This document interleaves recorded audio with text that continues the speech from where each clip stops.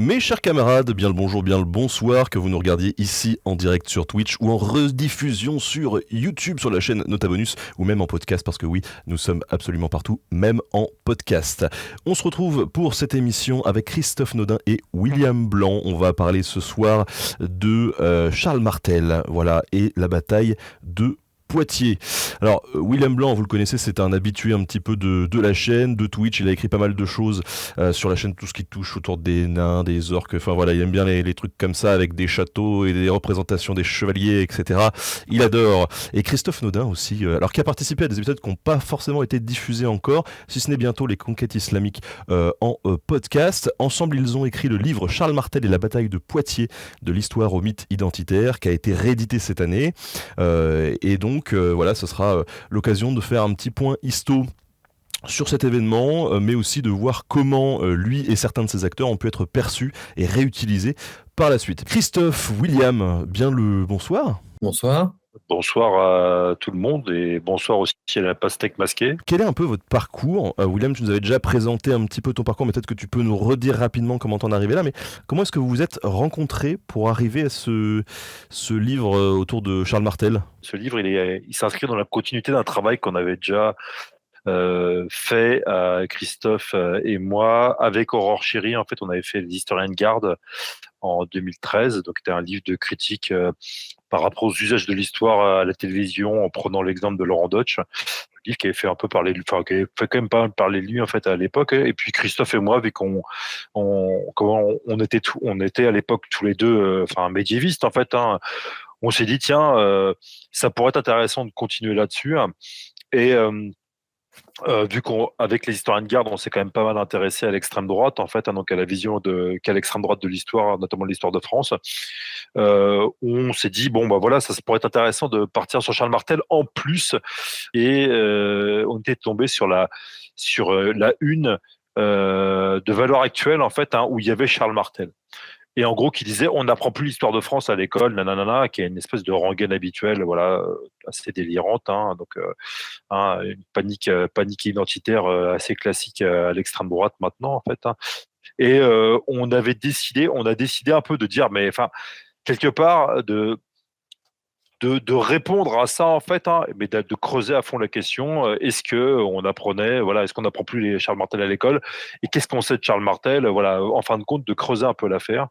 Et puis c'est comme ça qu'on s'est retrouvé à faire ce bouquin qui s'est révélé être plus ambitieux que ce qu'on avait prévu au début, vu qu'on couvre, voilà quoi. Donc on a couvert à la fois, on a répondu à la ce qu'on sait, on a fait une synthèse sur ce qu'on sait de Charles Martel et de la bataille de Poitiers, et aussi on a fait un peu toute l'historiographie. Puis ce qu'on a découvert, ça nous a même surpris en fait, hein, voilà, parce que on s'attendait, ça j'en parlerai plus tard, en fait on s'attendait à avoir un usage massif de la bataille par l'extrême droite depuis le 19e siècle, et c'est pas le cas quoi, en fait. Donc voilà. J'ajouterais juste aussi, c'était à peu près au même moment, puisque dans les historiens de garde, on avait parlé de Laurent Deutsch comme étude de cas, on va dire, que à peu près à la même période, Laurent Deutsch a sorti son livre Hexagone, dans lequel il fait une partie entière sur la bataille de Poitiers, et où il reprend tous les clichés sur cette bataille, notamment les clichés d'extrême droite. Et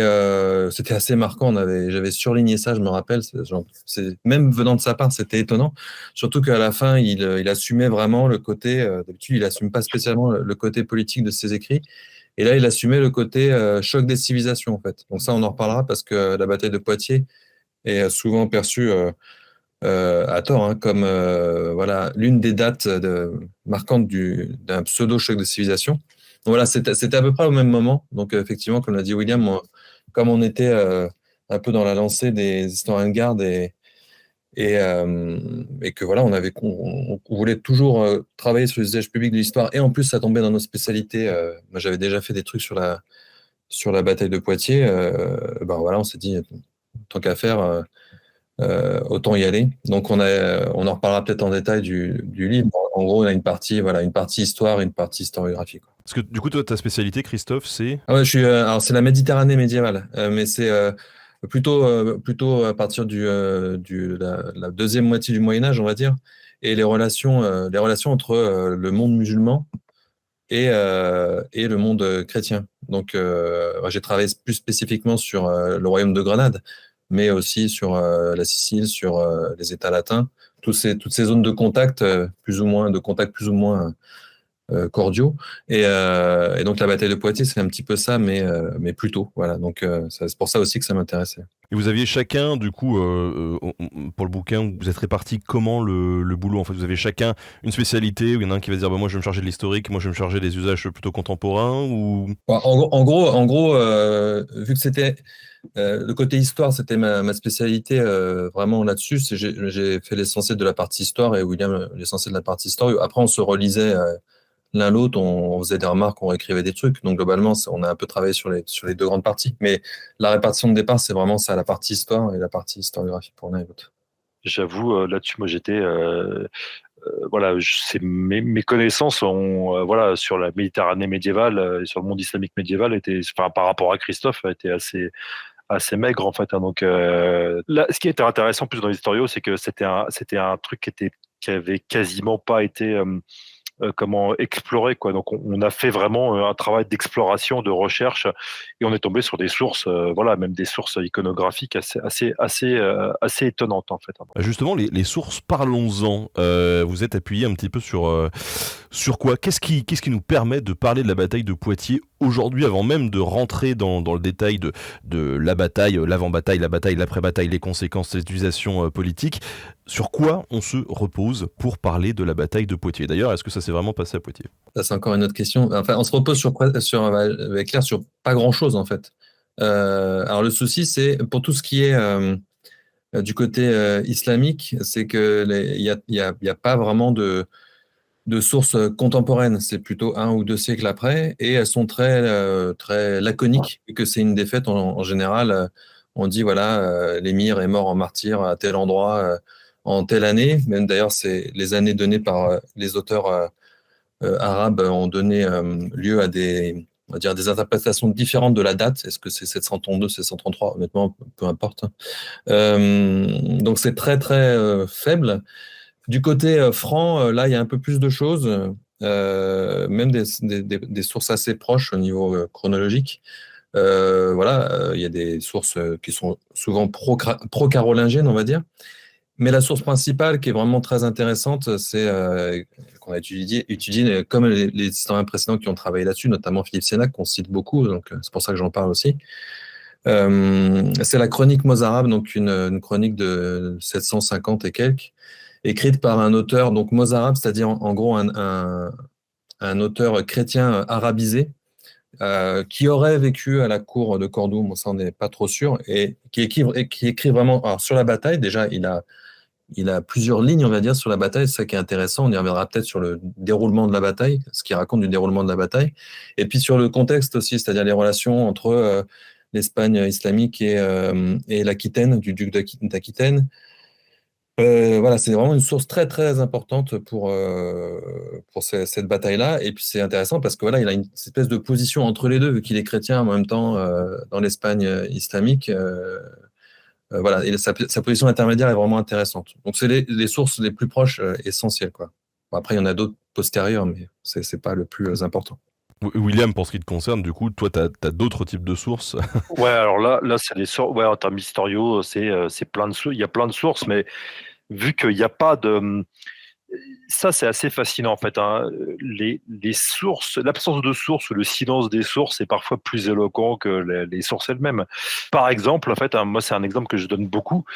Quand on regarde les peintures sur Charles Martel, les peintures qui ont été consacrées à Charles Martel et à la bataille de Poitiers, au XIXe siècle, qui est vraiment la grande époque hein, des peintures d'histoire, en fait, hein, donc, notamment en France, hein, mais pas que, en fait. Hein, donc, il y en a 2. Et donc, c'est que dalle, quoi. C'est que dalle, c'est très peu. Il y en a une qui est archi connue, hein, que vous avez sur la page de Wikipédia et tout, donc de Von Steuben, hein, donc 1837. Et puis il y en a une autre qui est vraiment qui est très peu connue, hein, qui est à l'hôtel de ville de Poitiers, hein, et qui se déroule après la bataille, enfin qui montre une scène après la bataille. Donc c'est pas grand chose. Et c'est pareil en fait hein, sur les statues, hein, les statues de Charles Martel, hein, notamment des statues sur la place publique, hein, bah il y en a pas en fait. Donc, enfin en tout cas sur les statues publiques de Charles Martel, il y en a pas. Il y a une ou deux statues à Versailles qui ont été faites au 19e siècle, mais c'est vraiment pas grand-chose, qui ont été faites à peu près à la même époque que la peinture de Steuben. Donc voilà. Et ça, quand on compare avec d'autres figures médiévales, en fait, hein, qui ont été célébrées au 19e siècle, hein, on pense évidemment à Jeanne d'Arc ou même, par exemple, à Du Guesclin. En fait, hein. Bon, il y a plus de statues en France de Du Guesclin que de Charles Martel.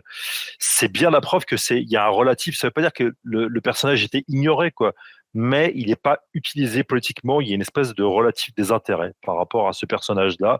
Donc voilà, et c'est pareil sur les romans, en fait. Hein, alors là, j'en ai découvert un récemment, en fait, hein, mais c'est un roman ultra, enfin, pareil, très très peu diffusé, en fait. Hein. Mais il y a un roman, en fait, hein, qui a été consacré à Charles Martel, ou en fait, en tout cas, où Charles Martel apparaît, mais c'est un personnage secondaire, et c'est un roman qui a été écrit par un arabe au 19e, enfin voilà, donc au 20e siècle en fait, hein, donc un arabe qui s'appelle un arabe chrétien en fait, hein, mais qui publie à l'époque en Égypte, qui s'appelle Zurgi Zaidan en fait, hein, donc voilà. Alors après, on pourra rentrer dans les détails par rapport à ce roman, mais c'est bien, ça montre bien en fait que encore une fois, en France, s'il y avait eu un intérêt pour ce personnage-là, un intérêt poussé pour ce personnage-là au 19e siècle ou au 20e siècle, il y aurait eu des œuvres littéraires qui lui auraient été consacrées. C'est pas le cas. Et encore une fois, quand on compare avec d'autres personnages du Moyen Âge, on pense par exemple encore une fois à Jeanne d'Arc. Là, vous avez une profusion d'œuvres, voilà quoi. Donc sur ce personnage-là, hein, c'est pareil pour les BD, tout ça. Donc ça, c'est intéressant, c'est que moi, je me suis d'abord heurté en fait à un silence. Et puis après, bah, en creusant certaines sources et tout, eh bien, j'ai trouvé d'autres choses, quoi. Mais voilà, ce qui a été frappant au début pour moi, c'était le silence en fait. Hein. Donc, en tout cas, une absence qu'il a fallu analyser, et ça s'analyse en fait. Ouais, donc c'est relativement tardif le fait que ce soit que Charles Martel et sa figure soient utilisés, que la bataille de Poitiers soit instrumentalisée. Ça, on y reviendra peut-être après. Ce que je vous propose en tout cas, c'est dans un premier temps, de parler de la bataille en tant que telle et de ce qu'on sait dessus. Et puis on verra ensuite comment ça a été interprété. Alors du coup, pour le quidam qui ne connaît pas la bataille de Poitiers, qui l'a juste entendu ou lu en titre d'article un jour dans un journal, mais qui a pas ouvert ce journal et qui s'est pas renseigné, c'est quoi la bataille de Poitiers? C'est qui se bat? Alors, si tu veux qu'on commence par la bataille elle-même, après on pourra élargir pour voir comment on y est arrivé. A priori, la bataille aurait opposé donc les Francs de Charles Martel. A priori toujours alliés, parce que ça dépend des sources en fait, avec le duc Eudes d'Aquitaine. Du côté musulman, il y aurait eu les chefs, on va dire arabes, l'émir Abderrahman, avec une armée sans doute essentiellement berbère, et donc des contingents peut-être visigoths, puisque une partie de l'armée dans l'ancien royaume visigothique dépassait, on va dire, dans la France actuelle, c'est ce qu'on appelle la Septimanie à l'époque, qui était en gros le Languedoc actuel, je schématise, et qui avait été conquis donc au début du 8e siècle par les musulmans, les Sarrasins. Et donc on pense qu'il y avait peut-être aussi dans l'armée sarrasine des contingents visigoths. Voilà. Et donc ils se seraient affrontés. Alors pour quelles raisons? Ça c'est pareil, il y a débat. Est-ce que c'est une invasion? Ça, il y a peu de chances. On y reviendra peut-être, mais il y a des théories hein, qui pensent que c'était une invasion, mais de plus en plus, ces historiens mettent ça de côté parce qu'il n'y a aucune preuve tout simplement qu'il y avait une volonté d'invasion de la part des musulmans. Par contre, ça, il y avait un raid. Alors, est-ce que c'est un raid qui plus tard aurait amené une invasion? On n'en sait rien. C'était un raid, une razzia, si on veut, comme il y en avait eu avant et comme il y en aura après, ça c'est important. Une razzia qui serait passée donc par Bordeaux notamment et surtout ensuite par Poitiers, avec la basilique Saint-Hilaire qui aurait été pillée et l'armée sarrasine aurait continué au nord et se serait heurtée donc à l'armée de Charles Martel, venue à sa rencontre, on verra peut-être pourquoi. Donc peut-être avec Eudes d'Aquitaine aussi, qui avait été mis en difficulté auparavant, et se seraient rencontrés. Alors justement, c'est un des débats. Aujourd'hui, les historiens disent entre Poitiers et Tours. Il y a un site, un mémorial, petit mémorial à Vouillers, près de Châtellerault.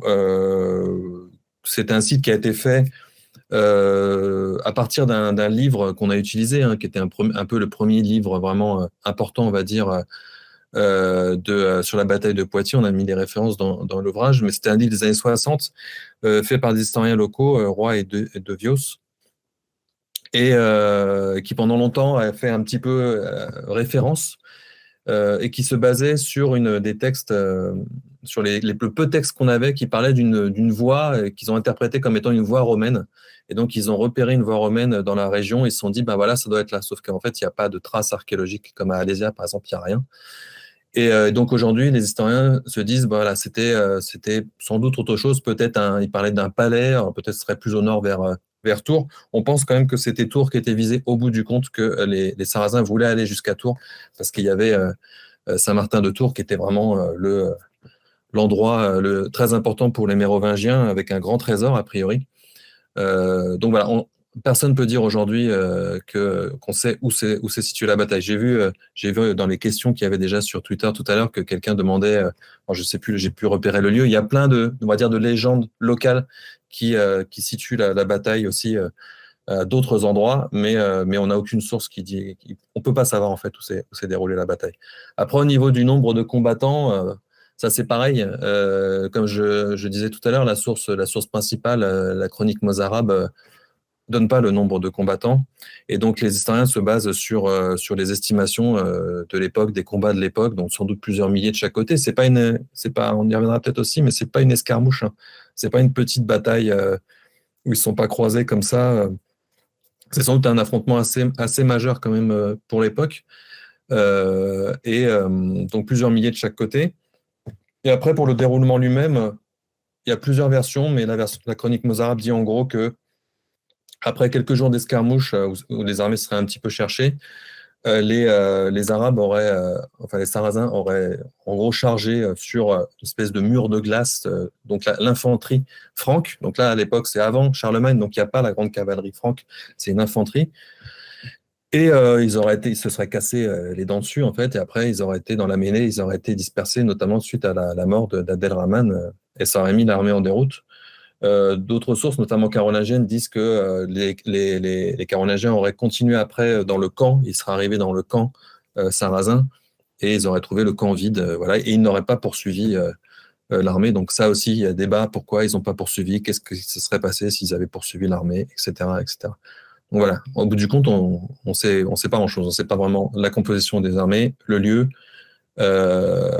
et le nombre, voilà, et vraiment comment ça s'est passé en détail. Donc on a surtout des sources littéraires et pas archéo, du coup. Oui, archéo, oui, on a rien en archéo là-dessus. Ouais. C'est pas comme d'autres batailles, on n'a pas une trace de, je sais pas, une flèche par terre ou n'importe quoi, il n'y a rien du tout. Par contre, on sait des choses, mais on va savoir des choses plus sur le contexte plus général. Il y a une image qu'il faut balayer, et ça Christophe l'a abordé, en fait, l'image qui a eu une espèce d'affrontement entre deux camps bien définis.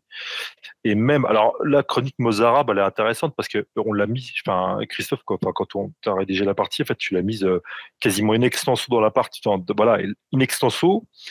Ce passage de la chronique mozarabe sur la bataille de Poitiers, elle fait dans un bouquin de poche, ça fait une page. Donc c'est pas grand chose, hein. Donc voilà.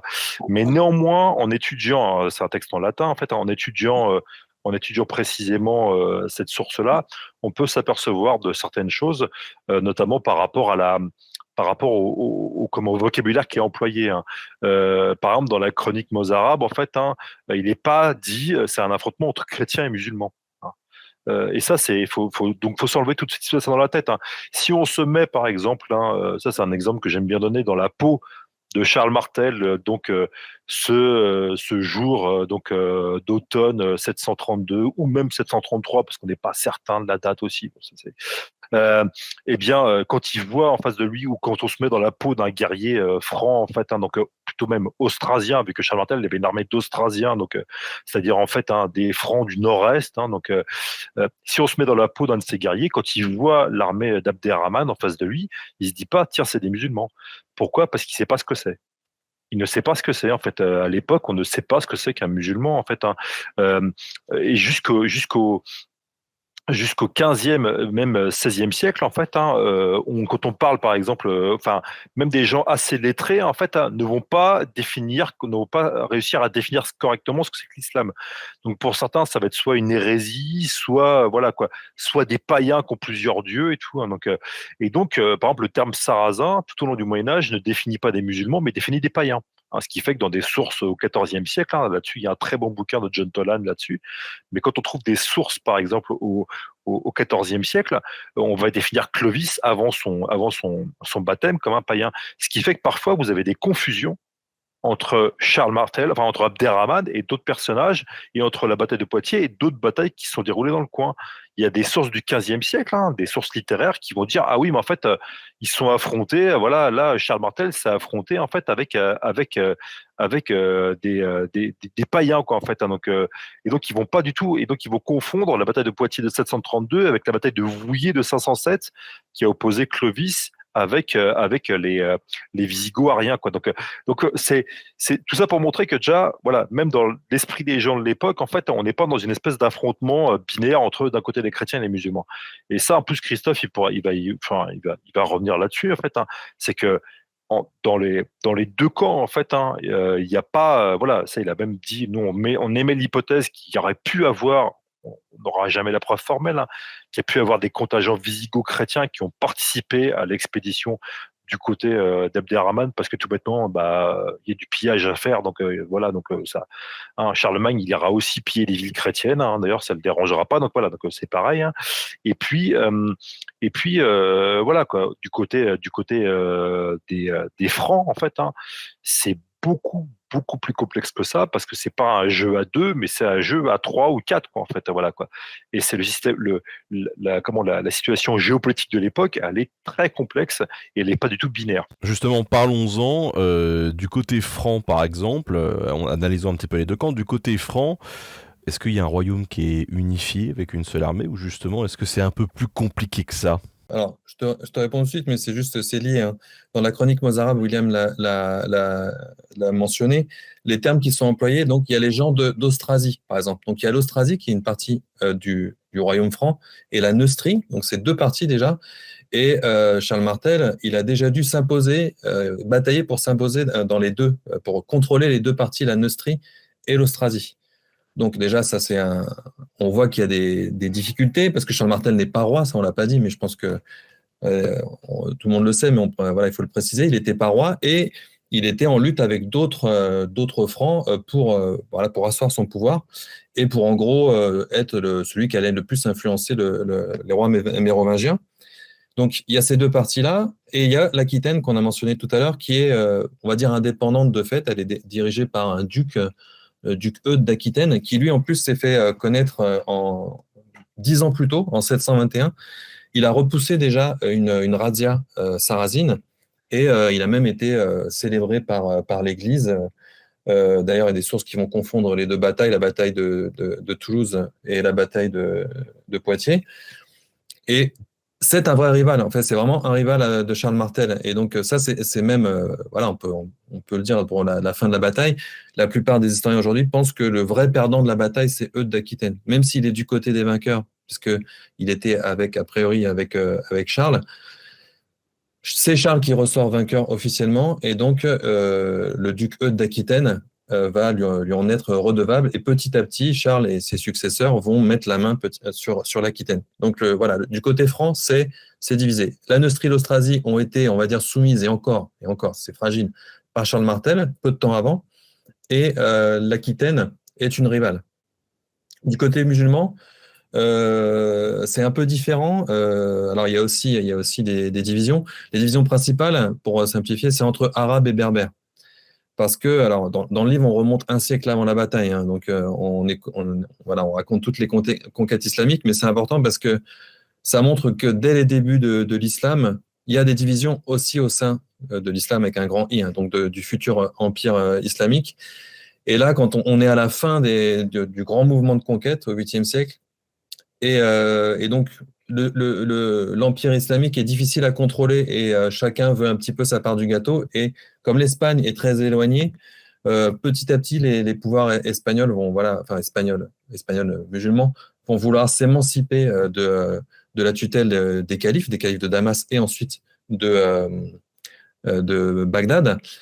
Et là, donc déjà, ça c'est un premier temps. Et en plus, à l'intérieur de ça, il y a les Arabes et les Berbères. En gros, les Berbères ont été arabisés et islamisés relativement vite par rapport à d'autres régions qui ont été conquises par les musulmans. Mais ça s'est pas fait facilement quand même. Il y a eu beaucoup de tensions et en gros, les Berbères selon les Arabes, sont des musulmans de seconde zone. Et donc, ils sont employés dans l'armée, mais ils plafonnent à un moment donné dans la hiérarchie. Et donc, voilà, il y a déjà des tensions au sein des musulmans de ce côté-là, qui vont d'ailleurs s'accentuer après la bataille de Poitiers, qui vont aller même à une sorte de guerre civile à l'intérieur de l'Espagne islamique. Donc voilà, des deux côtés, en fait, on n'a pas de bloc, on a des espèces d'alliances opportunistes et voilà, qui convergent à la bataille de Poitiers, mais qui ensuite vont diverger à nouveau parce que William en a un peu parlé, mais Charlemagne, par exemple, quand il va aller piller des villes chrétiennes, au départ, quand il descend dans l'Espagne islamique, il est appelé par des émirs sarrasins. De donc, Saragosse, ouais. Voilà, de Saragosse, ouais. Il y va et bon, la situation a changé entre-temps parce qu'il a mis du temps à venir et puis il est obligé de repartir et sur le chemin, il pille des villes basques et puis ça amène à Roncevaux. Mais voilà, au départ, il est quand même. Et puis plus tard, il va être en affrontement. Il va prendre Barcelone, il va créer la marche d'Espagne, la future Catalogne, mais ensuite il va y avoir des alliances. Ouais. Donc c'est toujours comme ça. Et la bataille de Poitiers, c'est un moment parmi ces autres moments d'affrontement, mais qui est à la fois avant et après des moments aussi qui peuvent être plus diplomatiques, voire commerciaux aussi, entre le monde franc et le monde islamique. Alors, je prends un peu le truc à l'envers, parce que c'est une question que j'aurais dû poser dès le début, mais plus précisément, Charles Martel, c'est qui ? Alors c'est un noble austrasien en fait. Hein. Il fait partie d'une famille qu'on appelle les Pépinides, qui va devenir les Carolingiens. Donc en gros, hein, pour simplifier, c'est le grand-père de Charlemagne, donc le père de Pépin le Bref. Et c'est un rejeton en fait d'une famille. Enfin voilà, lui, il n'était pas prévu qu'il ait un poste de pouvoir en fait. Hein, donc, mais il réussit, alors vraiment à force de conflits internes et de batailles internes et de guerres en fait, hein, il réussit à s'imposer en Austrasie. Alors l'Austrasie, vraiment pour simplifier, il y a le royaume des Francs, hein, donc ce qu'on appelle le Regnum Francorum. Il y a la partie sud qui à l'époque échappe quasiment totalement au pouvoir des rois, donc l'Aquitaine, la Provence, voilà, donc vous avez la partie en gros, pour simplifier, hein, entre la Loire et puis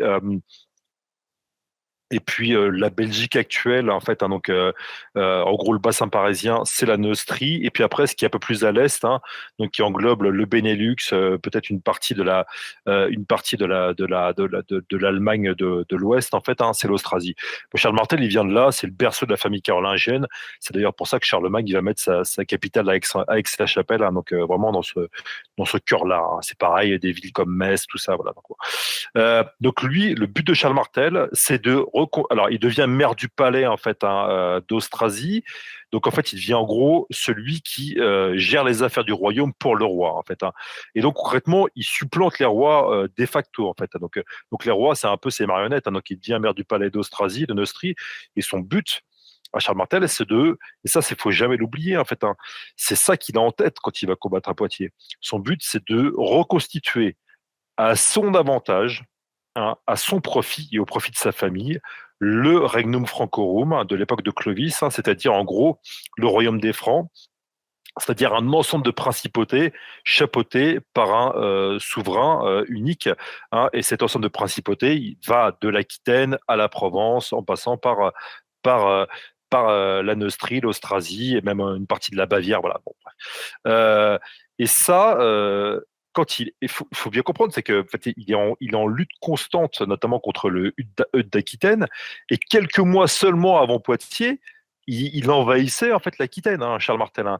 Donc en fait, quand il vient en fait, hein, l'attaque en fait, hein, l'attaque de Biaraman vient à point nommé parce que en fait, quelque part, eux, obligés de vendre, en fait, quelque part, de se dire, bon, ben voilà, ok, viens m'aider, parce que là, voilà, c'est trop compliqué pour moi. Et donc, là, évidemment, Charles Martel, voilà, gagne de l'influence localement. Il conquiert pas l'Aquitaine. Là, c'est vraiment, ça va mettre plus de 40 ans, donc, enfin, quasiment 40 ans. C'est Charlemagne, enfin, Pépin le Bref, et surtout Charlemagne, qui vont devoir y retourner plein de fois, en fait, et mener des campagnes extrêmement violentes. Et donc, voilà, Charles Martel, c'est ça, en fait, son but, c'est exactement ça, c'est de se faire reconnaître. Alors, en plus, bon, lui ne sera jamais roi, il meurt en 741, donc 9 ans après Poitiers. C'est son fils, donc Pépin, enfin un de ses fils, donc Pépin, qui va devenir roi, en fait. Bon, là, on s'écarte un peu du sujet, mais il faut bien comprendre que voilà, Charles Martel, il a constamment cette ambition impériale, enfin impérialiste, en fait. On pourrait parler d'impérialisme, en fait. Donc, et ce qui fait que l'Aquitaine et les Provençaux vont parfois être tentés de jouer de jouer les principautés musulmanes, en fait, de s'allier avec elles.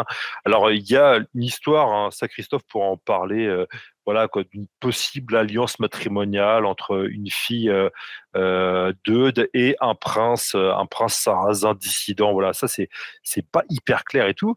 Mais ce qui est certain, c'est que 5 ans après la bataille de Poitiers, donc en 737, les Provençaux, qui sont dirigés par un noble local qui s'appelle Moronte, vont carrément s'allier avec les Sarrasins contre Charles Martel, parce que Charles Martel effectue une descente, en fait, voilà, avec ses armées pour conquérir la Provence. Et ce qui fait que là, concrètement, là, il va y avoir une bataille presque à front renversé. Et donc, c'est des chrétiens qui s'allient des musulmans contre d'autres chrétiens, parce que là, les Provençaux disent, voilà, Charles Martel, il va venir, il va mettre notre principauté sous coupe réglée, ça, c'est pas possible. Et ce qui fait notamment que, voilà, Charles Martel, il va y avoir une bataille, que vont perdre justement les Provençaux alliés avec les Sarrasins. Et Charles Martel, au passage, va piller plusieurs villes chrétiennes, et notamment Béziers, en fait. Voilà, donc ce qui est assez drôle, en fait, quand on pense il y a quelques années que l'actuel maire de Béziers, donc proche du Rassemblement national, a dit je veux qu'on me rende le tombe de Charles Martel. Voilà, donc on a été plusieurs à le dire sur Twitter. Bon, est-ce que tu veux vraiment ça, parce que c'est pas une bonne idée pour ta ville, quoi. Voilà, mais c'est très blague à part, en fait. Il faut bien comprendre que on est dans un jeu géopolitique assez complexe, et encore, on ne parle pas, c'est pareil, si on élargit encore plus la focale, il y a encore plus à l'est, il y a les Lombards, en fait, qui sont des chrétiens, donc qui règnent sur, en gros, la botte italienne, et puis les Byzantins, voilà, donc voilà, c'est en fin de compte très complexe tout ça, en fait. Juste, je voulais rajouter quelque chose par rapport à ça. William a parlé d'impérialisme, et je trouve que c'est pas mal. Effectivement, il faut voir en fait, plutôt qu'un affrontement de deux blocs, voilà, de choc des civilisations. Donc c'est pas deux civilisations, on a dit pourquoi. Il y a en gros un impérialisme qui est plutôt sur la fin, c'est-à-dire du côté sarrasin. Je l'ai dit, voilà, les conquêtes sont terminées en gros, et on est sur les marges et on essaie un peu de faire du raid, et on n'en est plus aux conquêtes. Voilà, on essaie on va dire de solidifier les frontières de l'Empire islamique, et en face, effectivement, une volonté plus de conquête et plus impérialiste des Pipinides futurs carolingiens. Et c'est pas pour rien après que Charlemagne, lui aussi, va carrément vouloir être empereur romain. Donc c'est vraiment voilà, on n'est pas souvent, la bataille de Poitiers est montrée comme l'arrêt justement de l'expansion impériale islamique, alors qu'en fait ça s'est déjà arrêté, quoi. Ouais, parce que il faut bien comprendre, juste pour préciser aussi, c'est que si on remonte un tout petit peu en arrière cette fois, pourquoi on dit c'est sans doute pas, pourquoi la plupart des historiens qui travaillent sur le sujet, nous compris, on émet l'hypothèse, on dit voilà, on est presque, enfin voilà, il est sans doute beaucoup plus probable que ça n'ait pas été, voilà, c'était pas une invasion, quoi, en fait. Donc c'était pas une invasion planifiée. Pourquoi on dit ça, c'est que il faut bien comprendre que même le fait que la péninsule ibérique ait été envahie par les armées sarrasines, en fait, eh bien, c'était pas planifié. c'était ça, Christophe, il pourra en parler en long, en large. En fait, hein, c'était pas planifié. C'est quelque chose qui est venu parce qu'en fait, voilà, qui a été plus ou moins improvisé parce qu'il y a des nobles Visigoths qui ont appelé à l'aide, voilà, qui étaient en lutte les uns contre les autres. Il y a un groupe qui a appelé à l'aide, donc des mercenaires en fait hein, venus de l'autre côté de la Méditerranée. Et puis ça s'est fait comme ça. Et dernière chose, dernier point important aussi, c'est pareil, c'est pour un peu déblayer tous les a priori qu'on a aujourd'hui. C'est pas parce qu'il y a une présence hein, et que des terres sont inclus en fait dans l'Empire islamique qu'il y a une conversion en masse à l'islam. Hein. C'est même un peu tout le contraire.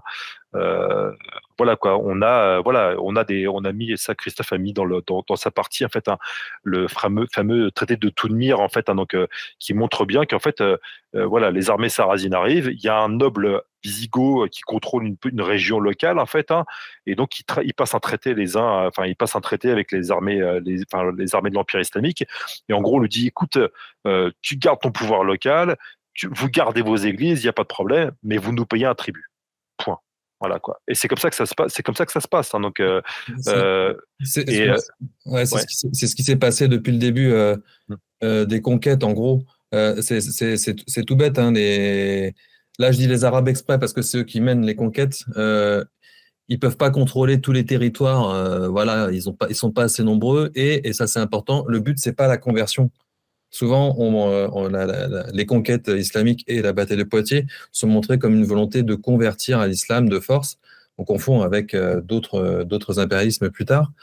Là, ce qu'ils veulent, c'est contrôler les régions pour différentes raisons. Ils veulent aussi étendre le Dar al-Islam, c'est-à-dire le territoire de l'islam, ça c'est vrai, mais ils veulent contrôler les régions. Et pour ça, ils ont besoin de l'appui des élites locales. Donc, ils font ces fameux traités. Et en plus, ils ont besoin de rentrées d'argent. Et quand on fait payer les chrétiens et aussi les juifs pour qu'ils peuvent garder leur religion, mais ils payent, ben, ça fait des rentrées d'argent. Et puis aussi, ceux qui gèrent, les fonctionnaires qui étaient là, par exemple, les fonctionnaires qui travaillaient pour l'Empire byzantin avant en Égypte, eh ben, ils sont très utiles pour gérer aussi, continuer à gérer les affaires, même si c'est des chefs arabes qui commandent.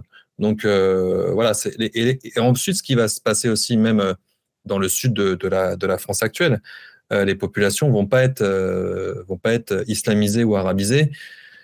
Ça peut-être qu'on en parlera aussi après, mais il y a ce qu'on entend de la suite de la bataille, c'est qu'il y aurait eu une installation sarrasine, des racines sarrasines même en France suite à la bataille. Voilà, ça c'est pareil. On a trouvé 3 tombes à Nîmes, il y a quelques traces de ci, de là. Mais il n'y a pas encore de traces archéologiques de vraies installations, non plus d'arrivée de famille. Ça, c'est aussi une idée reçue suite aux conquêtes jusqu'à la bataille de Poitiers. Il y aurait eu des familles carrément sarrasines qui seraient arrivées, qui se seraient installées en masse en Espagne et ensuite en Septimanie. Ça non plus, on n'a pas de source. Et c'était surtout des garnisons. Voilà, il s'installait à Carcassonne, à Béziers, à Narbonne, etc. Il lançait des raids et puis pour le butin, et puis voilà quoi. Donc on peut dire que effectivement, c'était pas une bataille décisive pour l'époque. Est-ce qu'on peut dire quand même que c'était une bataille, voilà, hors norme peut-être par rapport à d'autres où il y a eu quand même beaucoup plus de troupes, ou enfin, en tout cas une bataille importante. Est-ce qu'il y a eu d'autres incursions qui pourraient être du même acabit quoi? Comme je disais tout à l'heure, la bataille, elle est pas, voilà, c'est pas une escarmouche. Il y a la vision maximaliste qui dit voilà que c'était un choc des titans entre 2 grandes civilisations et que ça a changé l'histoire.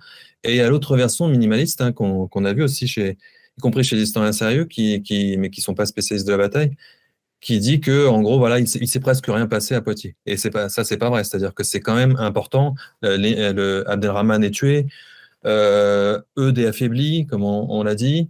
Voilà, il y a une armée qui est quand même importante qui est détruite, mais ça n'arrête pas pour autant les incursions. Ça, c'est vrai. Il y a les incursions dont a parlé William tout à l'heure, donc avec la Provence. Et puis plus tard, il va y avoir, jusque même sous Charlemagne, là, ça va plus se transformer en piraterie, en fait. Il va y avoir aussi des attaques le long des côtes, mais il va y avoir aussi du commerce. Voilà, ça va se mélanger. Donc, c'est ni la première, puisqu'il y avait notamment Toulouse en 721, peut-être aussi vers la Bourgogne en 725, ni la dernière, puisqu'il y a les incursions de la fin des années 730, et puis plus tard aussi, à la fin du 8e et même début 9e, il y aura encore des choses. Donc elle arrête pas les incursions, mais disons que on peut penser que les chefs sarrasins vont se dire, on va peut-être aller moins au nord, on va plutôt déporter vers l'est, donc vers la Provence, et qu'ils vont faire un petit peu plus attention, voilà. Mais c'est pas un arrêt complètement définitif. C'est clairement une bataille, voilà, qui est une bataille d'importance en fait, hein. Mais si on regarde bien, si on fait un peu, si on prend quelque part l'ensemble de l'histoire carolingienne en fait, hein, donc en commençant par Charles Martel, voilà quoi. Donc en gros, si on prend 8e, 9e siècle, les grandes affaires en termes de militaires carolingiennes, c'est se déroule à l'est, hein, c'est contre les Saxons notamment, donc ou contre les Frisons à l'époque de Charles Martel, hein, donc c'est nord-est, voilà, donc c'est pas du tout contre voilà contre ces armées, parce que le cœur en fait, hein, voilà, c'est la pression sarrasine, hein, vraiment la plus forte, c'est entre 721 et 737. Après, ça va en descendant quoi en fait, hein. Donc là, on est plus en effet dans des raids et tout. Et puis voilà. Donc et puis c'est pareil, hein, donc en termes, si on compare entre le 8e et le 9e siècle, voilà, entre les 16 ans, on va dire, de pression sarrasine et puis voilà quelque chose que tu connais bien, Benjamin, le siècle complet en fait, hein, de pression extrêmement forte et d'installation réussie pour le coup en fait, hein, des Vikings. Voilà quoi. C'est voilà. En fin de compte, il y a eu plus de pression, hein, plus d'invasion viking que d'invasion sarrasine en fin de compte, hein. Donc voilà, faut pas minimiser, hein, mais faut pas en faire non plus ce que ça n'est pas quoi, en fait, en ayant une vision rétrospective, hein. Hein, parce que c'est pareil, un élément sur lequel on n'a pas insisté parce qu'on pourrait dire tellement de choses, c'est qu'à l'époque, des deux côtés, hein, ça c'est important, il n'y a pas de notion de guerre sainte en fait, hein. Donc à l'époque du côté chrétien, l'idée de croisade, le concept même de croisade n'existe pas, hein. Il sera formalisé au XIe siècle, hein, donc bien après, hein, donc, et puis du côté des troupes musulmanes, l'idée de djihad en fait, hein, ou au sens de guerre sainte en fait, hein, il voilà, il n'est pas encore théorisé, hein, il sera théorisé quelques décennies plus tard. Il n'est pas clair. Ça veut pas dire qu'en fait, voilà, évidemment, ce que dit souvent Christophe, hein, à l'époque, quand on gagne, évidemment, on dit, ah, mais c'est parce que Dieu était de notre côté, mais il n'y a pas cette idée, voilà, on n'est pas dans une conceptualisation de la guerre sainte, hein, donc on n'est pas dans voilà, c'est pas la bataille de Poitiers, c'est pas la prise de Jérusalem en 1099, hein, ça n'a strictement rien à voir. Mais alors, du coup, si cette bataille, c'est pas une bataille décisive, et qu'on en sait pas tant que ça, puisque depuis tout à l'heure, vous prenez énormément de pincettes en mettant tout au conditionnel. C'est qui le responsable de cette célébrité de la bataille de Poitiers, du coup? Il y a juste un truc, c'est que on a parlé de la rivalité entre Eudes et Charles. Ce qui est important, c'est que la bataille, elle est utilisée par les sources, on va dire, c'est un terme anachronique, mais c'est pas grave, par la propagande carolingienne pour montrer que Charles, voilà, il a en gros remporté la bataille de rivalité avec Eudes, puisque Eudes était le champion de l'Église, donc en 721 avec la bataille de Toulouse.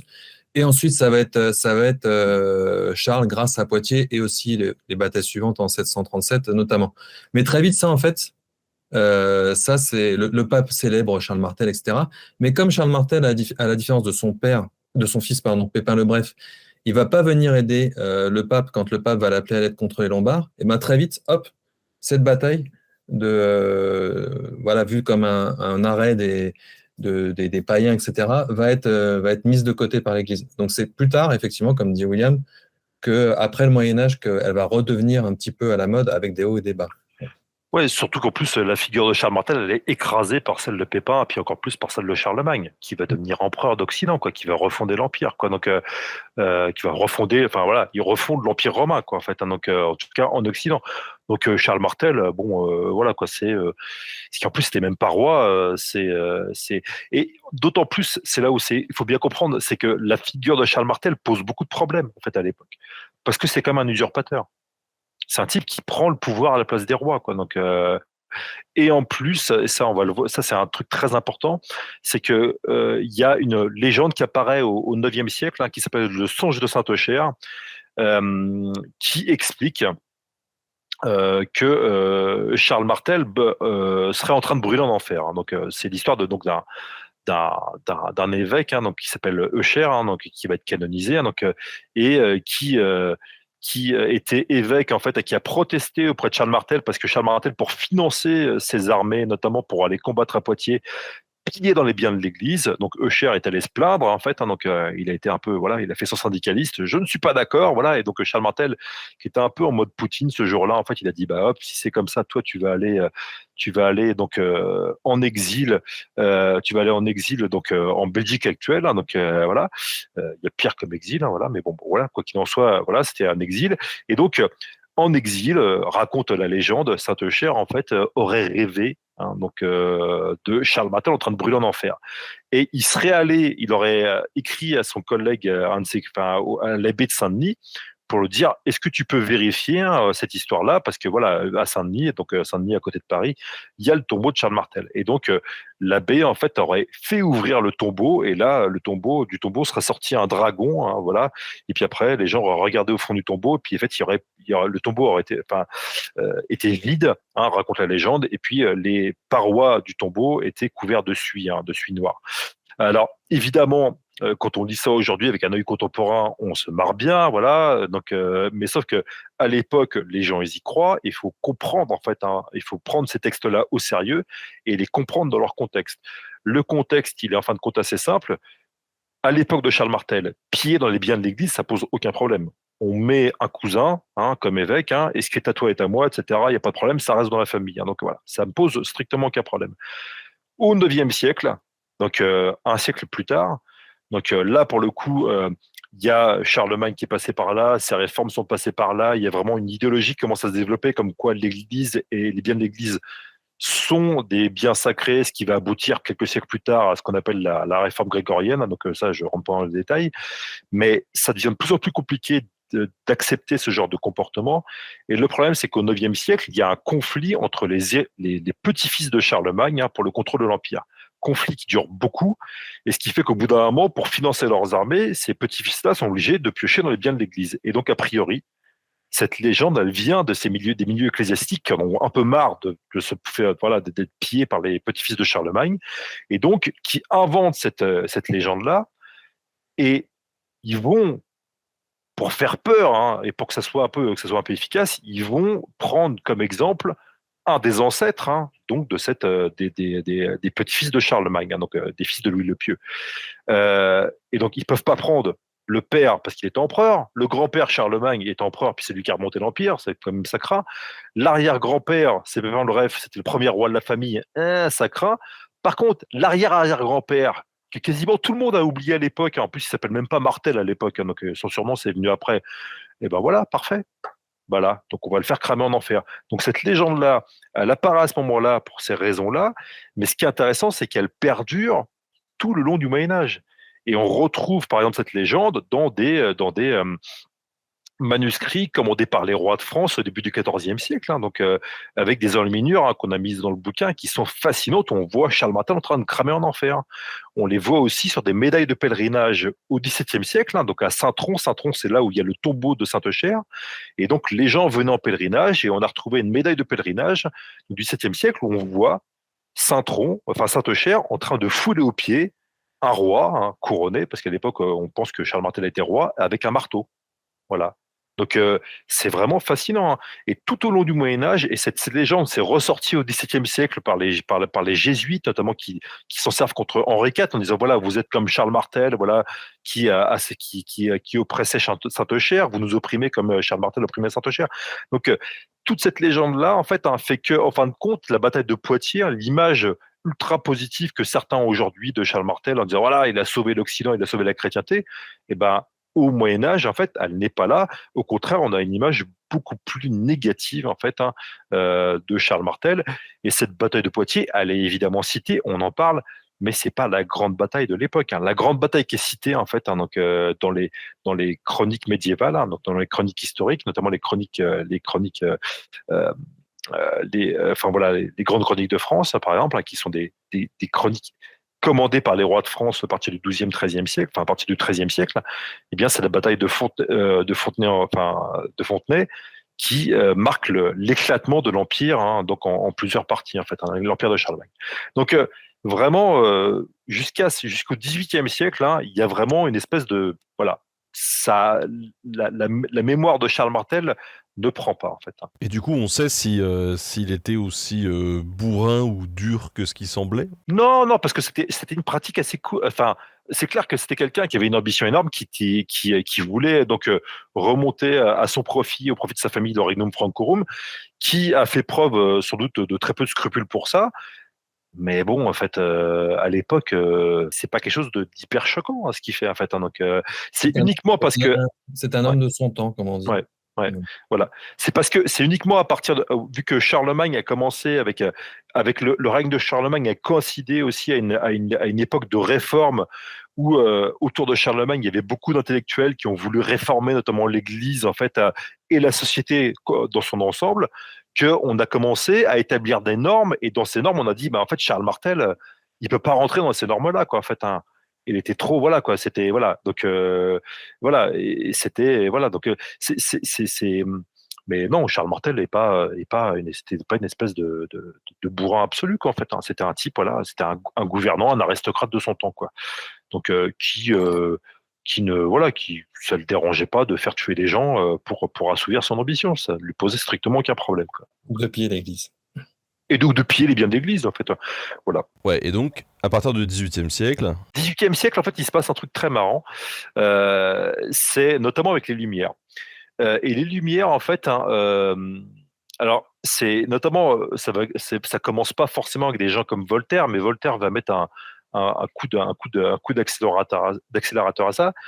Il va dire, en gros, Voltaire, en fait, hein, vu que c'est un homme des Lumières, il déteste le Moyen Âge. Il dit voilà, le Moyen Âge occidental, c'est horrible, c'est les ténèbres, c'est la catastrophe et tout, voilà quoi. Donc c'est l'Église conquérante, enfin c'est l'Église qui opprime tout le monde et tout. Et comme il n'est pas le seul, hein, comme d'autres penseurs de la lumière, par effet de réaction, ils vont magnifier l'islam, hein, notamment l'islam médiéval, en disant ah mais l'islam médiéval, par contre, c'était des gens civilisés. Voilà. Et donc, il va expliquer dans certains de ses textes que la bataille de Poitiers, c'était en effet une bataille décisive, et c'est un des premiers quelque part, et c'était presque une bataille civilisationnelle, il n'emploie pas le terme en fait, hein, mais en tout cas c'était une bataille décisive parce que avec la bataille de Poitiers, c'est la civilisation qui a perdu et c'est la barbarie qui a triomphé. Voilà. Et ça, et c'est assez marrant parce que notamment, c'est à partir de ce moment-là, c'est à partir de ce fin 18e siècle, qu'il y a aussi, notamment chez Gibbon, hein, donc celui qui écrit Le déclin et la chute de l'Empire romain, donc il y a un auteur anglais en fait, hein, qui est écrit à partir de 1776, et c'est un des premiers, lui, Gibbon, hein, si ce n'est le premier, à dire voilà, et si, en fait, hein, Charles Martel, hein, c'est le premier à avoir inventé cette idée-là, en fait, hein, cette espèce d'Uchronie, en disant, et si Charles Martel avait perdu, et Gibbon dit, ah, mais on serait tous en train de parler musulman, et il y aurait l'appel du muezzin résonnerait à Oxford, en fait, hein. Bon, après, il y a des gens aujourd'hui qui prennent ça au pied de la lettre, mais il faut bien comprendre que Gibbon, en homme de son temps, en homme des Lumières, en fait, en plus, il fait une blague en fait à l'anglaise en fait. Hein. À l'époque, ce qu'il faut savoir, il dit en gros, on apprendrait le Coran. En fait, il dit précisément, on apprendrait le Coran à Oxford. Et en fait, ce qu'il faut savoir, c'est qu'à Oxford, depuis le XVIIe siècle, c'est la première fac où on apprend le Coran. Voilà. Donc en fait, il fait une espèce de blague que comprennent les gens lettrés de son époque. Et puis en fin de compte, pour Gibbon, il dit bon, ben, en fin de compte, l'islam, c'est pas si terrible que ça, parce qu'en plus, il y a l'idée que ce soit chez Gibbon ou chez Voltaire, et encore plus chez Voltaire, de dire ah mais en fin de compte, l'islam, il n'y a pas de clergé, alors que chez les catholos, il y a le clergé. Donc le catholicisme, c'est plus oppresseur que l'islam et tout. Voilà. Donc, et puis à l'époque, hein, et c'est vrai, hein, à l'époque dans l'Empire ottoman, donc au XVIIIe siècle, on peut vivre dans l'Empire ottoman en étant chrétien, en étant juif. Alors que dans le royaume de France, si on est protestant, voilà quoi, c'est voilà, on prend en cher quoi. Donc il y a vraiment cette idée hein, qui est une idée très idéalisée, une vision très idéalisée de l'islam en fait. Hein, donc, mais qui fait que Voltaire va dire en fin de compte, ah ben voilà, à la bataille de Poitiers, c'est dommage en fait, hein, on aurait pu être beaucoup plus civilisé, mais la bataille de Poitiers a fait reculer en fait hein, l'Europe dans les ténèbres et dans la barbarie. Voilà. Donc, Et ça c'est juste ce couple-là. C'est ce qui est intéressant, c'est aujourd'hui, on entend la version choc des civilisations depuis qu'on a pu entendre aussi à ces époques-là, mais celle de Voltaire, elle est réutilisée, on va dire au premier degré. Enfin, lui, il était au premier degré, mais elle est aussi réutilisée par des hommes et des femmes politiques aujourd'hui pour dire, qui pensent exactement la même chose que lui, que si Charles Martel avait perdu, on aurait bénéficié des lumières de l'islam, voilà, donc ce qui est complètement. Il y a même il y avait même une interview de Duby qui disait ça donc de Georges Duby qui disait ça dans les années 70 et tout, parce que décolonisation oblige, cette idée est un peu revenue en force en disant mais voilà, l'islam médiéval, c'était quand même plus civilisé que l'Occident médiéval. Et donc, en effet, il y a un exemple, on le cite dans le bouquin aussi, en 2011, donc sur France Culture, Mélenchon a dit ça aussi, quoi, en fait. Donc, il reprend quasiment dans le texte du Voltaire, en fait, en disant, voilà. Donc c'est une idée qui, évidemment, qui pour nous, historiens, veut rien dire, en fait. On n'a pas de civilisationnomètre pour dire, voilà, telle société est plus civilisée que d'autres, voilà. Donc, c'est pas, voilà. Mais c'est important parce que Voltaire, il va déclencher, en fait, il y a une espèce d'effet qui va déclencher, en tout cas, donner une perspective à la bataille de Poitiers qu'elle n'avait pas avant. Et son discours va appeler évidemment une réaction dans tous les sens du terme, parce que celui qui va lui répondre, c'est Chateaubriand, donc dans le génie du christianisme. Chateaubriand, lui, c'est vraiment le type de droite, réac, voilà, dans tous les sens du terme, donc qui réagit à Voltaire, en fait, et qui dit non, c'est pas vrai. La bataille de Poitiers, en fin de compte, parce que pour Chateaubriand, la lumière, c'est le christianisme. En fait, les lumières, c'est incarné d'abord par le christianisme. C'est le christianisme qui a amené les lumières au monde, quoi, en fait. Et donc, il dit, en fin de compte, la bataille de Poitiers n'a pas vu la victoire de la barbarie, mais au contraire la victoire des Lumières, la victoire du christianisme sur la barbarie orientale. Et là, Chateaubriand, lui, s'inclut dans un autre type de discours très orientaliste qui voit l'Orient forcément comme la source de la barbarie, du despotisme. En fait. Donc, voilà. Donc, et ça, on est on est au début du 19e siècle, et ça va rencontrer à partir de 1830 un autre événement. Qui est un événement qui n'était pas prévu à l'origine, en fait, mais qui est la colonisation de l'Algérie. Donc voilà, après, faudra faire une émission complète là-dessus, sur la colonisation de l'Algérie, mais c'était pas quelque chose qui était planifié vraiment non plus, en fait. C'est un truc dans lequel la France s'est laissée entraîner. Mais ce qui fait que il a bien fallu justifier cette colonisation-là, et il a bien fallu aussi la magnifier quelque part. Donc dire aux gens, en fin de compte, c'est une belle entreprise. Et donc on va la comparer à des croisades, en fait. Et c'est pour ça que quand Louis-Philippe, qui est roi à l'époque, qui vient juste de s'établir sur le trône après la Révolution de 1830, va faire décorer une partie de Versailles, ou redécorer une partie de Versailles. Il va commander dans la salle des batailles, en fait, avec une immense salle avec plein de tableaux célébrant les grandes batailles de l'histoire de France. Il va commander, en fait, une bataille à la gloire de la bataille de Poitiers, donc qui est une peinture à la gloire de la bataille de Poitiers, à la gloire de Charles Martel, qui est une peinture que vous voyez partout, littéralement. Encore une fois, vous allez sur Wikipédia, sur la page de la bataille de Poitiers, vous avez la peinture de von Steuben de 1837. Mais si vous regardez bien cette peinture, et aller à haute résolution sur la page de Wikipédia, donc vous pouvez y aller, il faut regarder l'arrière-plan. L'arrière-plan, c'est pas le Poitou. L'arrière-plan, c'est des collines désertes et un sol aride. Donc en fait, l'arrière-plan, c'est l'Algérie, quoi. Donc voilà, donc on comprend, voilà, donc c'est une bataille, en fait. Enfin, cette peinture, elle parle avant tout de la conquête de l'Algérie, quoi. Donc voilà. Donc c'est la victoire des chrétiens occidentaux sur des musulmans, mais on ne célèbre pas la bataille de Poitiers. En fait, on célèbre la conquête de l'Algérie par les troupes de Louis-Philippe. Et d'ailleurs, c'est à peu près à ce moment-là qu'il y a 2-3 petites statues qui sont faites de Charles Martel. Mais ce qui est intéressant, c'est que ce moment-là, ce moment, il est très bref. Charles Martel n'est mobilisé environ qu'une dizaine d'années, et puis après, on passe à autre chose, quoi. Donc voilà, il y a les grandes figures, en fait, médiévalistes du XIXe siècle. Enfin, la grande figure médiévaliste en France, c'est pas Charles Martel, c'est Jeanne d'Arc. Et même Charles Martel, il va être victime quelque part d'une autre figure, c'est qu'à partir des années quasiment au même moment, la même année qu'il y a où la peinture de von Steuben est faite, on redécouvre le texte de la chanson de Roland. Donc ce texte du XIe siècle qui célèbre la victoire de Roland sur des Sarrasins. Et ce texte-là, à partir des années 1870, va être assimilé va être assimilé à une espèce d'Iliade à la française. On va dire, ça y est, la France a trouvé son Iliade, et on va assimiler la mort héroïque de Roland à la mort au sacrifice des troupes françaises pendant la guerre de 1870. Et donc, ce texte-là va quelque part étouffer toutes les références, toute référence possible à la bataille de Poitiers, parce que voilà, donc ça va passer à l'asque en fait. Et la bataille de Poitiers n'a pas de source littéraire suffisamment grande pour être magnifié comme ça, même à l'école.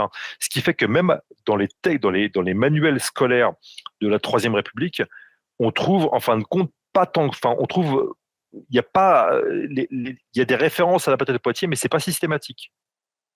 Le manuel le plus diffusé en fait à l'époque de la Troisième République, donc c'est le Petit Lavis, qui est disponible sur Gallica. Vous le regardez, il n'y a pas une seule référence à la bataille de Poitiers, rien.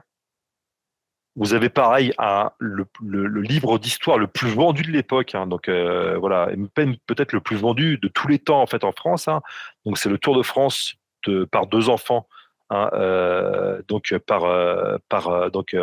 par Augustine Fouillé en fait, qui part en 1877, donc qui est un Tour de France en fait, voilà, littéralement de deux enfants qui visitent, qui permettent de découvrir en fait à la fois la France en termes géographiques mais aussi historiques. Il ne s'arrête jamais à Poitiers, en fait. Il ne parle pas de Charles Martel de la bataille de Poitiers. Voilà, parce qu'on parle d'autre chose, quoi. Et notamment de Jeanne d'Arc. Voilà. Donc c'est pas à ce moment-là que ça se joue. Du coup, au début du 19e, c'est plus un enjeu d'intellectuel, plus que pour le grand public ou... Ouais, on peut dire ça, quoi. En fait, c'est pas quelque chose. Voilà, il faut vraiment attendre. Et même pendant la Première Guerre mondiale, c'est très peu utilisé. La Seconde Guerre mondiale, c'est très peu utilisé. Pourquoi ? Parce qu'il faut bien comprendre en plus à l'époque, et ça c'est le discours colonial dit que la France est aussi une grande puissance musulmane. Ça peut paraître bizarre aujourd'hui de dire ça, mais même à l'époque, les pouvoirs publics participent à l'organisation du pèlerinage de la Mecque. Voilà, donc les pouvoirs publics français. Donc c'est compliqué dans ce cadre-là de dire mais voilà, on va utiliser la bataille de Poitiers comme référent, quoi, en fait, donc parce qu'on a l'idée que la France va un jour ou un autre intégrer des populations musulmanes en son sein, quoi.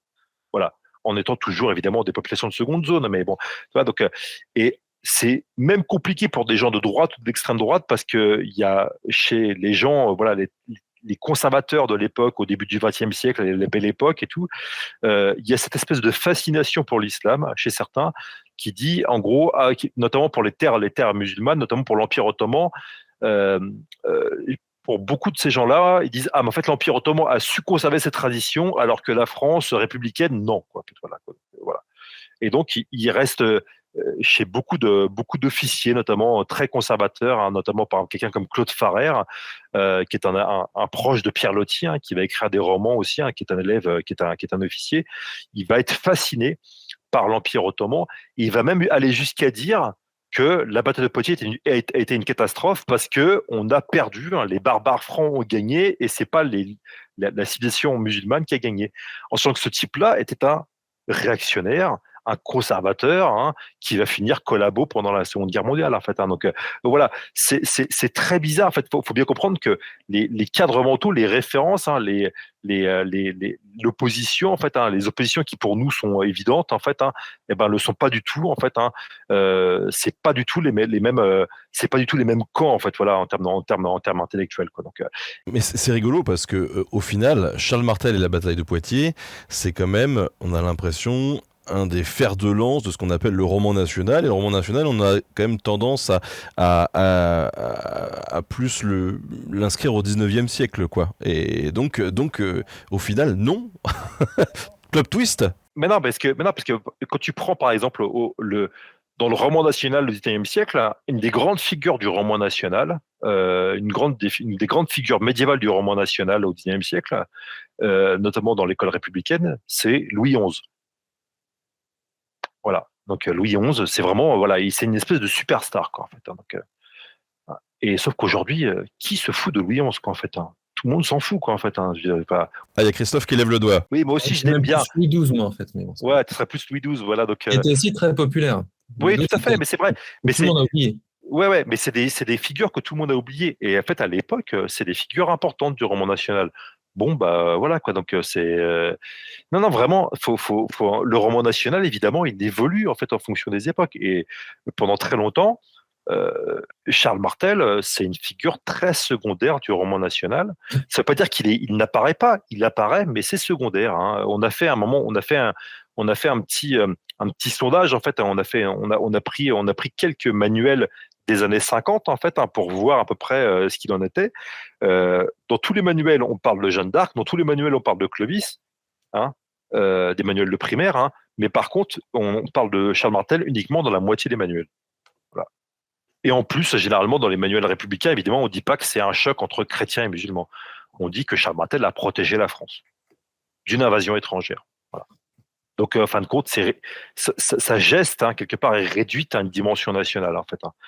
Et donc, on n'est pas du tout on n'est pas dans le choc de civilisation, quoi, en fait.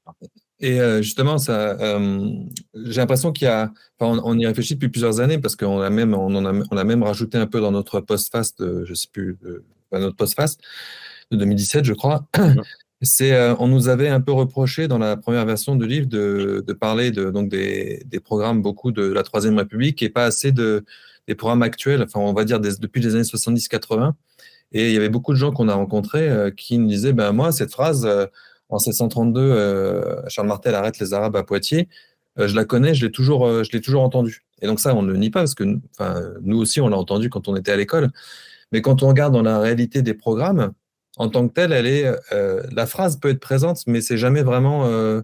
C'est déjà pas tout le temps le cas. Et là, on allait jusqu'au programme de 2016. Et donc, c'est pas dans les programmes textuellement, c'est dans des manuels. Justement, déjà, il faut faire la différence entre les programmes et les manuels. Dans les programmes officiels, la bataille, on peut en parler. Moi, j'en parle en cours, mais il y a plein de collègues qui n'en parlent pas et qui choisissent d'autres moments ou d'autres personnages. Et dans les manuels, c'est vrai qu'on la retrouve dans des manuels, mais voilà, on voit une carte de la Méditerranée, puis il y a une flèche qui va jusqu'à 732 Poitiers, mais il n'y a rien d'autre de plus. Parfois, dans la partie écrite, il y a la phrase, mais rien expliqué de plus. Donc, je pense que dans la tête de beaucoup de monde, notamment de notre génération peut-être un peu plus âgée, notre génération à William et moi, Je l'ai entendu aussi. Non, mais je doute. Et puis même encore aujourd'hui, mais c'est facile à retenir en fait. Il y a des dates qu'on retient comme ça, et puis celle-ci, elle claque bien. En plus, elle a été reprise, même Coluche l'a détournée. Il y a des choses comme ça, mais dans la réalité vraiment des programmes, et encore plus dans le roman national, donc c'est encore avant les programmes officiels, les programmes scolaires, on peut dire anecdotique. Ouais. Mais c'est vrai que par contre, ce qui va changer, c'est vraiment à partir des années. Alors, il y a les années 70, en fait, où commence à se poser, voilà, où en gros, l'immigration, voilà, quoi, donc devient une espèce de thématique. Dans la politique. Alors, en plus, il y a eu déjà, dans les années 70, il y a eu un groupe terroriste d'extrême droite en France, qui a été aujourd'hui un peu oublié, qui s'appelle les groupes Charles Martel, en gros, c'était des anciens de l'OAS, en fait, qui ont voulu continuer la guerre d'Algérie dans les années 70, en ciblant le consulat algérien de Marseille, par exemple. C'est un groupe extrêmement violent, c'était le groupe terroriste le plus violent des années 70, en fait, en France. Donc, bon. Et vraiment, à partir des années 80, je pense que ça va commencer à être utilisé en fait dans un cadre, fin des années 70. C'est un truc qu'on n'a pas cité, par exemple, mais il y a même une chanson de Sardou des années 70 qui en parle en fait. Donc, et je crois que la chanson s'appelle Ils ont du pétrole, voilà, ou un truc comme ça, voilà. Donc, bon, qui est une chanson évidemment, voilà, hyper raciste, Sardou, voilà, c'est horrible en fait, voilà. Mais voilà. Et en effet, Coluche en parle, voilà, les Arabes ont été arrêtés à moitié, etc. et tout, voilà. Donc, qui est une phrase aujourd'hui qui est reprise par l'extrême droite en fait, donc qui est devenue une espèce de blague raciste en fait. Donc, mais il y a eu un autre déclencheur en fait. Ça entre l'usage, on va dire populaire, voilà, tout diffus. Dans un cadre où on commence où l'immigration devient en gros une source de tension, voilà. Donc il y a ça, mais il pour que la bataille commence à devenir en fait utilisée vraiment politiquement de manière consciente, il a fallu un cadre intellectuel. Et ce cadre intellectuel, il n'est pas venu en France, il est venu des États-Unis. Il est venu avec Huntington, donc le théoricien de chef décision, qui est un professeur américain de Harvard, qui dit en 93, qui crée un article qui s'appelle Le choc des civilisations, et qui dit en gros, au XXe siècle, le XXe siècle était un siècle anormal parce qu'il y a eu un choc entre idéologies, entre blocs idéologiques, entre l'Est et l'Ouest. Et donc, après la chute du mur, en fait, et après la fin de l'URSS, on revient à des chocs, en fait, à des chocs qui sont là depuis plusieurs millénaires, en fait, qui sont des chocs entre civilisations. Euh, Huntington, il décrit ça à l'époque où il y a la guerre en Yougoslavie, notamment qui oppose les Serbes orthodoxes avec les Bosniaques en fait, les Bosniaques qui sont musulmans. Alors là où Huntington en plus il a rien compris, c'est que les Bosniaques musulmans sont alliés avec des Croates catholiques en fait, voilà. Mais bon, bref, passons en fait, voilà. Donc, mais le fait est que Huntington part de ça, et pour lui en gros il dit il y a un choc, on va dire central dans l'histoire du monde, c'est le choc entre l'islam. Quand il dit l'islam, il englobe tout. C'est en fait l'Arabie Saoudite, l'Iran dans un seul bloc. Allez, voilà. Donc, alors qu'en fait, bon, c'est pas la même chose. Voilà. Mais l'islam et puis la chrétienté. Et il décline en fait ce choc en plusieurs dates. Et chaque date en fait correspond à une bataille. Et la première date qu'il cite, c'est 732. À partir de là, il va y avoir l'idée en fait qu'on sera en train qui va se diffuser au sein de l'extrême droite, en fait, qu'on sera en train de revivre en fait un retour de choc des civilisations, une espèce de match retour de 732. En fait, voilà. Et on sait pourquoi lui, il a choisi 732 ? Parce que, et ça pour le coup, je pense qu'il prend un truc très classique dans le monde, parce qu'en fait, à mon avis, depuis le texte de Gibbon, en fait, il y a eu des textes dans le monde anglophone, des livres qui disent en gros, qui listent les 15 batailles 15 batailles décisives de l'histoire. Et dans ces batailles décisives, il y a la bataille de Poitiers. Mais là, tu vois, c'est des livres d'histoire populaire en fait. Et ce qui se passe, c'est que ça, encore une fois, c'est très diffus en fait. Mais Huntington va se servir de ça et va coller à ça une théorie, voilà, politique en fait. Voilà, qui est une théorie fumeuse. La civilisation, c'est vraiment, ça ne fonctionne pas en fait. Il y a qu'à voir l'époque carolingienne. Charlemagne, il se battait contre, la plupart du temps, il se battait contre des Saxons païens. Voilà, bon, passons. Mais Gibbon va vraiment, Huntington va prendre ça et la pensée d'Huntington va se diffuser. Et au sein de l'extrême droite française, ça va arriver non pas au 11 septembre, ça va se diffuser non pas pendant le 11 septembre, mais un petit peu avant, avec la guerre au Kosovo, parce que pendant très longtemps, l'extrême droite française et même l'ultra droite française étaient pro-islam, contrairement à ce qu'on pourrait croire. Ils étaient fascinés notamment par l'Iran, par les régimes nationalistes arabes et tout. Voilà. Et donc, ce qui fait que ils vont, notamment par antisémitisme en fait. Voilà.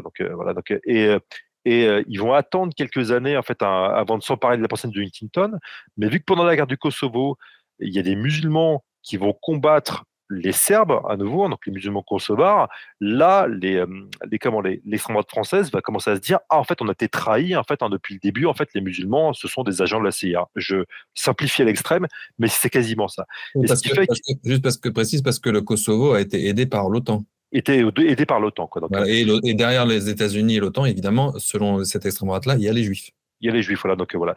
Et donc le truc, ce qui se passe, c'est que en 2001, et c'est la première fois que ça arrive, en fait, il va y avoir un homme politique français, Bruno Maigret, qu'on a peut-être un petit peu oublié aujourd'hui, mais qui était au Front National et qui a scissionné du Front National pour monter son propre groupe, qui s'appelait le MNR. Et donc, d'où est issu d'ailleurs aujourd'hui certains des cadres en fait, du RN, en fait. Et en fait, il va aller à la bataille de Poitiers, sur le site supposé de la bataille de Poitiers, en disant voilà, on est en train de revivre un choc de civilisation, et donc il faut que nous, chrétiens, nous unissons, nous serrons les coudes, quoi. En fait, voilà. Et ça, en France, ça a lancé. Alors après, je ne vais pas faire toute la liste, mais ce qui fait qu'aujourd'hui, couplé avec la théorie du grand remplacement, qui apparaît pas. Enfin, tout le monde dit que c'est j'ai oublié son Camus. nom. Renaud Camus qui a inventé ça, mais en fait, ça date d'avant lui, en fait. Hein.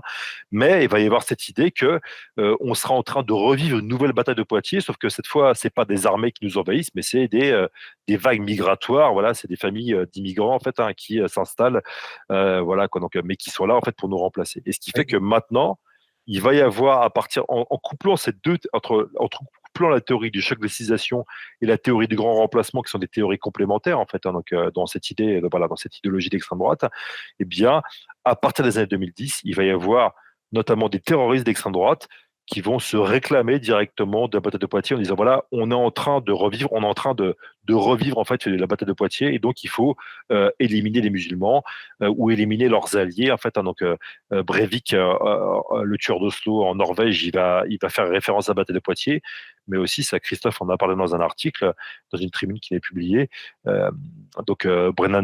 Tarrant, hein, donc le terroriste de Christchurch en Nouvelle-Zélande, sur son fusil d'assaut, il va y avoir plusieurs batailles, en fait, hein, qui vont être notées.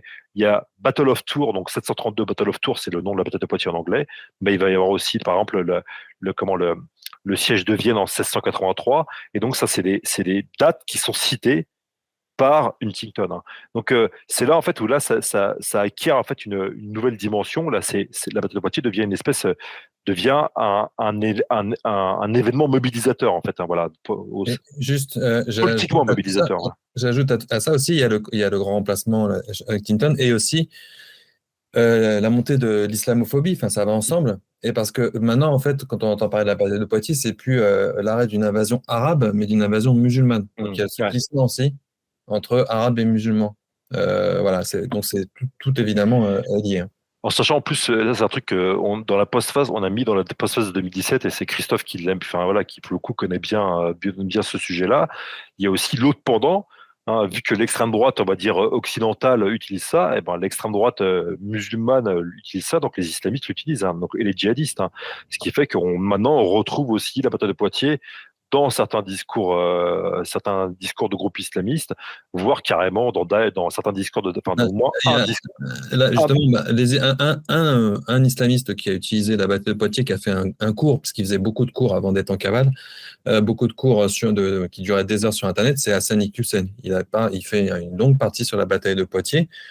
Et les djihadistes eux-mêmes, y compris l'État islamique, l'ont reprise dans un texte qu'on cite dans la postface, où en gros ils disent qu'ils vont revenir. Et donc ils citent toute une série de batailles, et ils disent qu'ils vont revenir à Poitiers, enfin la traduction qu'on a faite de la bataille de Poitiers. Donc ils laissent entendre quand même qu'ils ont bien perdu, mais qu'ils vont revenir. Donc ça a été utilisé aussi c'est utilisé aujourd'hui aussi par les islamistes et les djihadistes. Et là, pour le coup, là, on est dans une autre dimension où là, la bataille de Poitiers devient un événement. On passe d'une mémoire froide à une mémoire chaude, en fait. Hein, ça devient un élément mobilisateur, en fait, hein, qui est utilisé pour mobiliser politiquement des foules. Et même, il y a un cas je ne sais pas si on a cité dans le bouquin, Christophe, mais il y a le cas, du voyageur là, avec sa caméra là, c'est arrivé. J'irai dormir. Oui, j'irai dormir chez vous, oui. C'est arrivé près de chez vous, c'est un autre truc, c'est un peu moins, ouais. Non, oui, c'est pas la même chose. Non, mais celui qui a sa caméra comme ça, et il est à Nouvelle-Orléans, je crois. Ouais, il est à Nouvelle-Orléans. Il se fait interpeller par un Américain dans la rue, et qui lui dit, je crois, oui, vous les Français, en gros, vous êtes plus comme avant, il vous faudrait un nouveau Charles Martel. Donc, à Nouvelle-Orléans, un Français se fait interpeller, et de qui on lui parle de Charles Martel. Donc voilà, on a trouvé ça assez.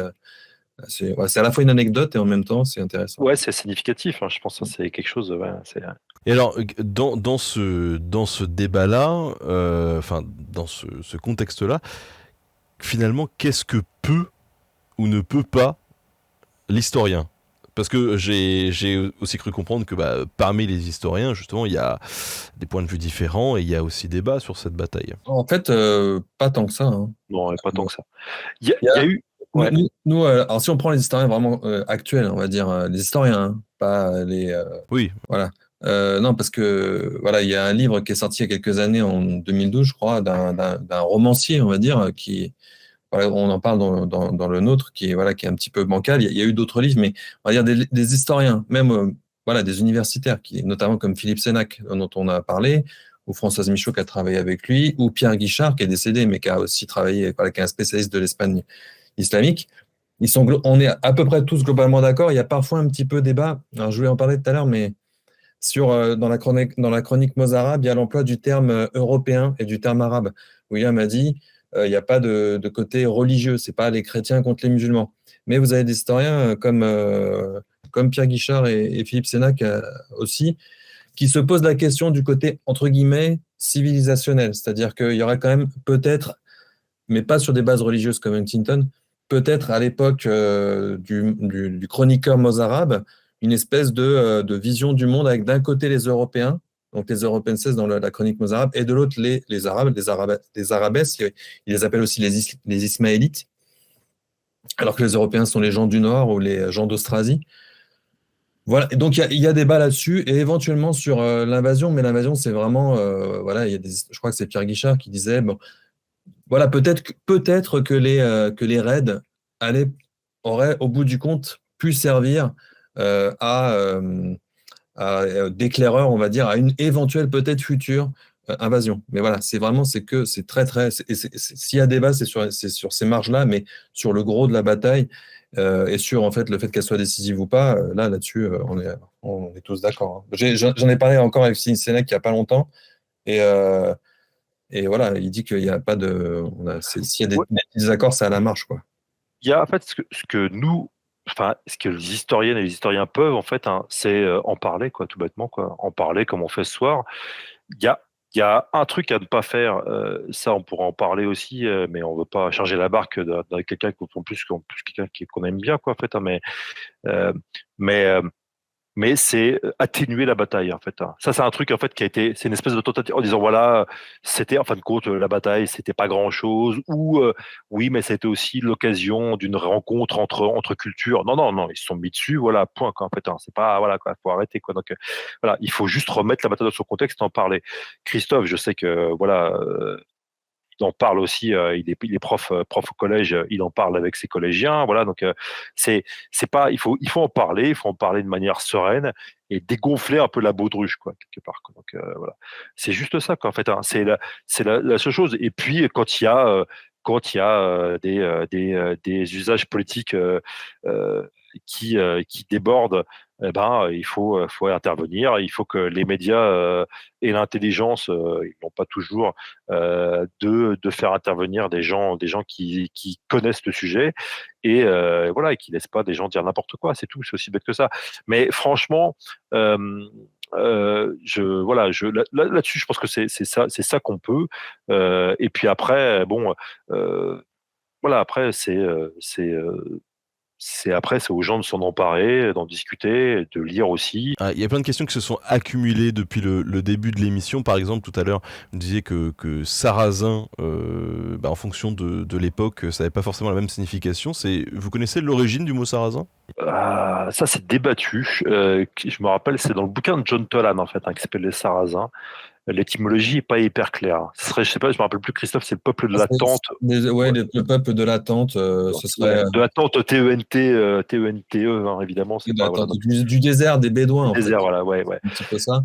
Et c'est souvent les autres termes employés. Alors, il y a Arabès, je l'ai dit, dans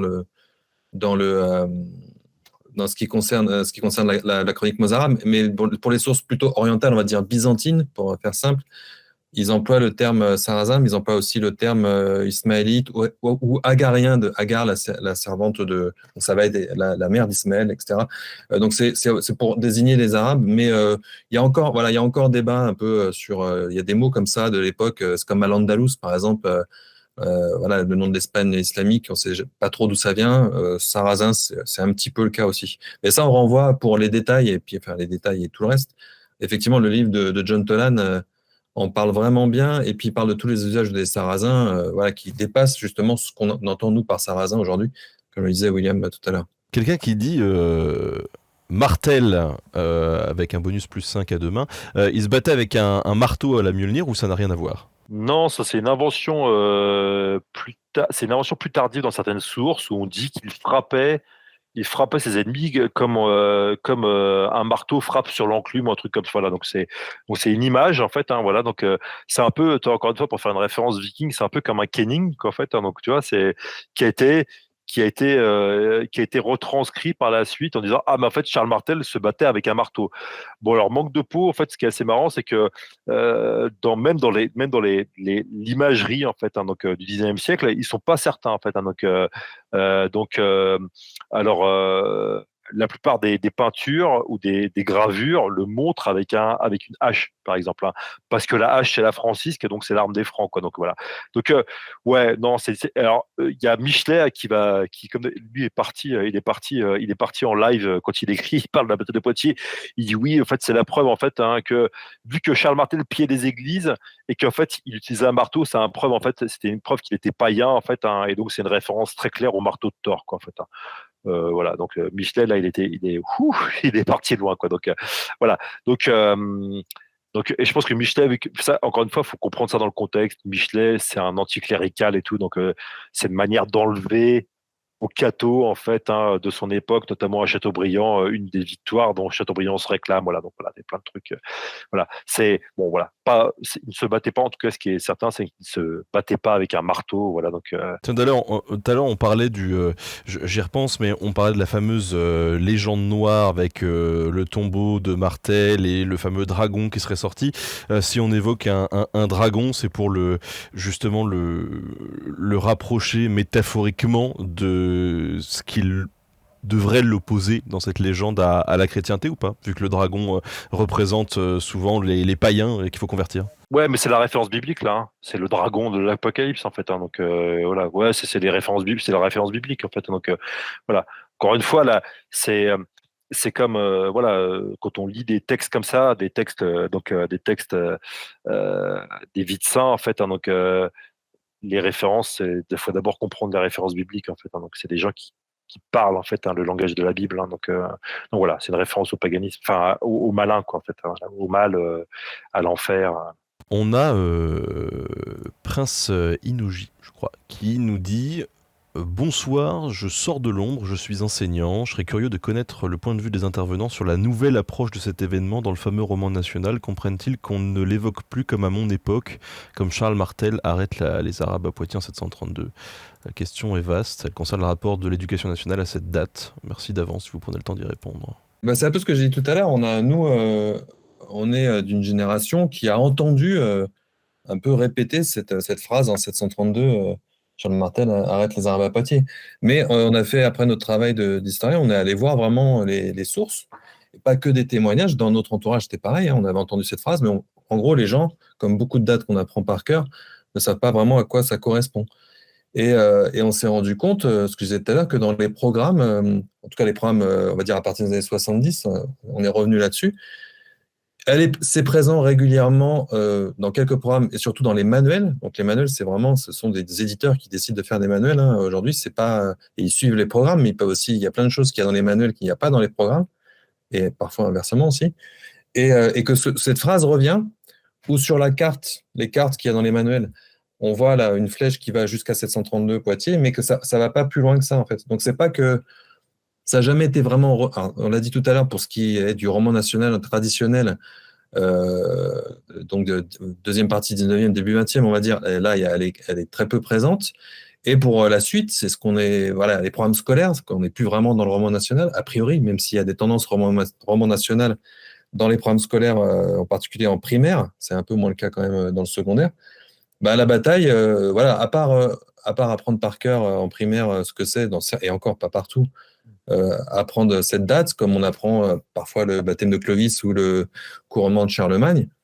Il n'y a pas plus que ça. Et au collège, elle est présente sur des manuels, mais pas vraiment dans les programmes. Moi, j'en parle parce que ça me permet d'aborder plein de choses et de nuancer pas mal de choses, notamment dans les rapports, parce que dans le programme actuel, on parle des trois empires qui coexistent, l'empire byzantin, l'empire carolingien et l'empire islamique.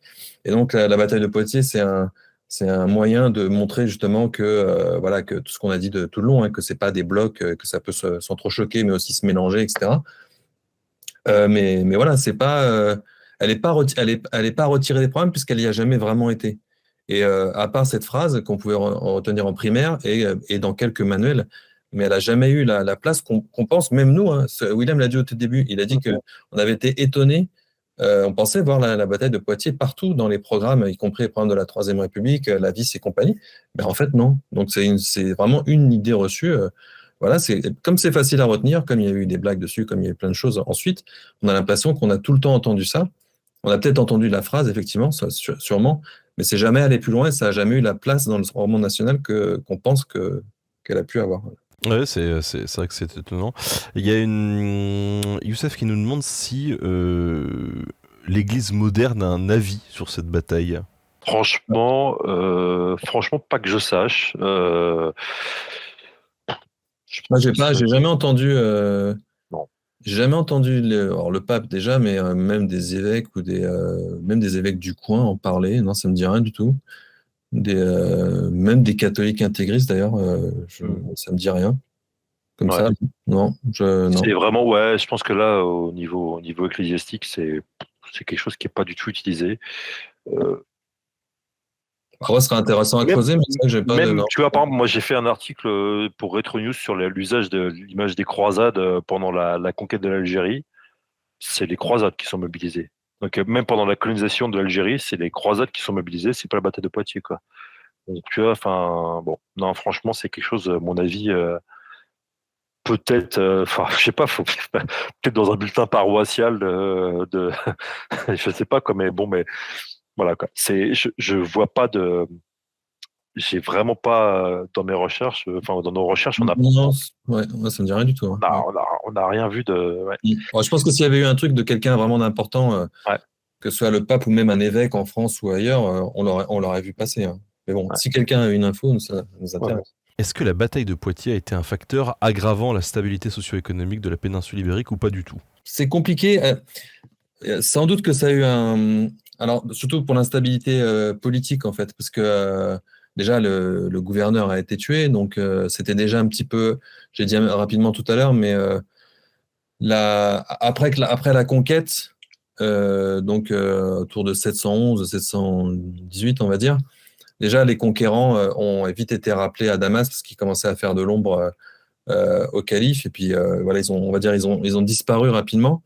Donc, ceux qui avaient profité de la conquête de l'Espagne n'ont pas vraiment pu en profiter au bout du compte. Et donc, il y a eu des querelles pour leur succéder. Mais c'est vrai qu'après la bataille de Poitiers, pas forcément immédiatement après, mais les années et les décennies d'après, c'est là que les problèmes entre Arabes et Berbères vont vraiment monter en sauce dans l'Espagne islamique, même d'ailleurs jusqu'au Maghreb. Hein. Et ça va même provoquer l'intervention du calife, pas personnellement, mais qui va envoyer des armées arabes pour calmer tout ça. Donc ça a dû compter. Voilà. C'est pas forcément décisif, mais ça a dû compter. On nous pose des questions aussi sur le côté archéo. Donc on nous a dit qu'on n'avait pas retrouvé le site. Est-ce qu'il y a eu des campagnes de recherche sérieuses justement qui ont été entreprises ou pas du tout en fait ? Pas du tout, à ma connaissance. Mais le simple fait qu'il n'y en ait pas eu, ça montre bien en fait il y a un relatif désintérêt par rapport à cette bataille.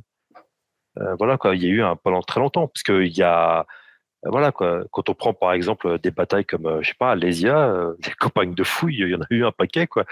Donc voilà, donc c'est non franchement c'est même sur le lieu présumé en fait. Hein, ils se sont dit bon, il y a la voie romaine à côté, ça correspond à notre interprétation de la source. Mais ils ont pas fait de grandes campagnes de fouilles. Et puis voilà, ils ont fait leur mémorial, qui est d'ailleurs très, très intéressant. Hein. Puis voilà, c'est intéressant la région, comment elle utilise ça, les gens du coin, comment ils utilisent cet événement. C'est-à-dire pas grand-chose en fait. Hein. C'est pas, c'est pas énorme. Et non. Donc il y a quelqu'un qui dit en gros, si c'était pas récupéré par des extrémistes, on ferait à peine des recherches dessus quoi. Sincèrement, oui, je pense c'est que c'est un objet qui est intéressant, c'est un sujet qui est intéressant, mais c'est vrai que on est passé d'un objet de mémoire froide à mémoire chaude, quoi. Donc c'est devenu en fait oui, en effet, c'est quelque chose. Nous, on l'a expliqué au début, hein, on l'a fait pour réagir en fait à un usage politique par l'extrême droite en fait. Hein, donc voilà, donc c'est pas. Là en fait, on l'a dit William, il avait dit tout à l'heure, c'est-à-dire qu'il y a eu des moments Au Moyen-Âge, en gros, ça comptait pas. Ensuite, il y a eu cette rivalité Voltaire-Chateaubriand où on a recommencé à parler de la bataille jusqu'à à la conquête de l'Algérie. Puis après, c'est redescendu. Puis après, c'est remonté. Et là, on est dans des moments chauds parce que il y a, on va dire, un peu moins de 10 ans, il y a eu, enfin, on va dire depuis le début des années 2000, avec des hauts et des bas et de façon pas forcément très spectaculaire, mais il y a eu quand même une récupération et ce glissement sur de l'invasion arabe à l'invasion musulmane. Et puis peut-être que oui, d'ici quelques années, ça redescendra et puis Charles Martel sera oublié ou mis de côté encore pour plusieurs décennies, voire plus, comme ça a été le cas auparavant. Mais c'est vrai que le fait que le type de terroriste de Christchurch, voilà, on parle, c'est pas quand même anecdotique. Ça veut dire que, non, mais parce que au niveau mondial, il est quand même pas loin, quoi. Et ça, oui, c'est l'influence de Huntington. Hein. Ouais, et ça c'est parce que aussi, en gros, ça commence un peu avant, mais depuis le 11 septembre, c'est devenu voilà, il y a avec le 11 septembre, l'État islamique en Irak, les attentats dans beaucoup de pays, donc voilà, donc les attentats islamistes et tout, donc encore plus en France, avec aussi voilà le sentiment islamophobe qui s'est développé dans beaucoup de pays. Ça fait que voilà quoi, il y a une cristallisation et un usage en fait de cette bataille. Mais c'est vrai que par contre, en fin de compte, mais voilà, c'est peut-être c'est concomitant avec d'autres usages, avec notamment l'usage des croisades et tout. Voilà, donc ça c'est des trucs qui sont. Et Charles Martel reste utilisé quand même en France, surtout par vraiment la droite marge, et l'extrême droite, la marge. C'est-à-dire que la marge. le Rassemblement national, voilà, il y a des gens comme tu l'as dit tout à l'heure, comme Ménard, mais Le Pen, enfin Marine Le Pen, n'en parle pas. Et voilà, c'est un personnage qui reste quand même très clivant et quand on essaye de se responsabiliser ou de voilà, ils en parlent pas publiquement. Après, voilà, oui, si on peut, voilà, mais oui, bien sûr, c'est Génération Identitaire, donc qui a été dissoute maintenant, mais donc le mouvement de Damien Rieu, hein, qui lui quand même avait pris la construction de la mosquée en 2012, je crois, de la mosquée de Poitiers pour déployer leur banderole Génération Identitaire. Voilà, donc c'est quand même. En faisant référence directement à la bataille de Poitiers. Ouais. Voilà. Ouais, tout à fait, en disant voilà, en gros, et encore une fois, c'est de dire voilà, en gros, c'est le fait qu'il y ait la construction d'une mosquée, c'est un envahissement, en fait, voilà, comme a pu l'être la bataille de Poitiers. Ouais. C'est une invasion, un envahissement, excusez-moi. C'est une invasion, je fatigue aussi. C'est une invasion, tout comme l'est la bataille de Poitiers, quoi. Donc, ouais, voilà. Mais c'est pareil, Zemmour en parle et tout, quoi. Mais on est dans un, voilà, on est chez les plus ultras, quoi, en fait, chez les plus virulents. Voilà quoi, donc mais évidemment ça a des effets sur le réel en fait, donc parce que voilà, chez certains ça pousse à des passages à l'acte, comme on a pu voir avec Christchurch en fait, très nettement quoi, donc intéressant. Donc c'est utilisé par une marge de l'extrême droite. Est-ce que c'est utilisé de l'autre côté aussi? Tout à l'heure justement vous disiez qu'il y avait justement eu un basculement, que c'était drôle parce que même Mélenchon a pu faire des allusions. Est-ce que c'est utilisé de l'autre côté ou pas du tout? Mais strictement la bataille de Poitiers, non, il y a eu voilà, ce qu'on disait sur Mélenchon, mais des gens comme Mélenchon ont plus une vision, voilà, ils vont parler d'Al-Andalus par exemple, ils vont de tout le mythe d'Al-Andalus sur l'islam tolérant, etc., opposé à l'obscurantisme de la chrétienté. Mais c'est tout. Moi, je vois ça que là, comme ça, je ne vois pas d'utilisation de la bataille et de Charles Martel en tant que tel par la gauche, à part dans le côté, ça aurait été mieux qu'il perde, quoi. Mais, on nous demande si le lieu, on l'a compris, est incertain, mais la date, tout le monde est d'accord dessus ou... si on convertit les sources arabes, on tombe souvent sur 733.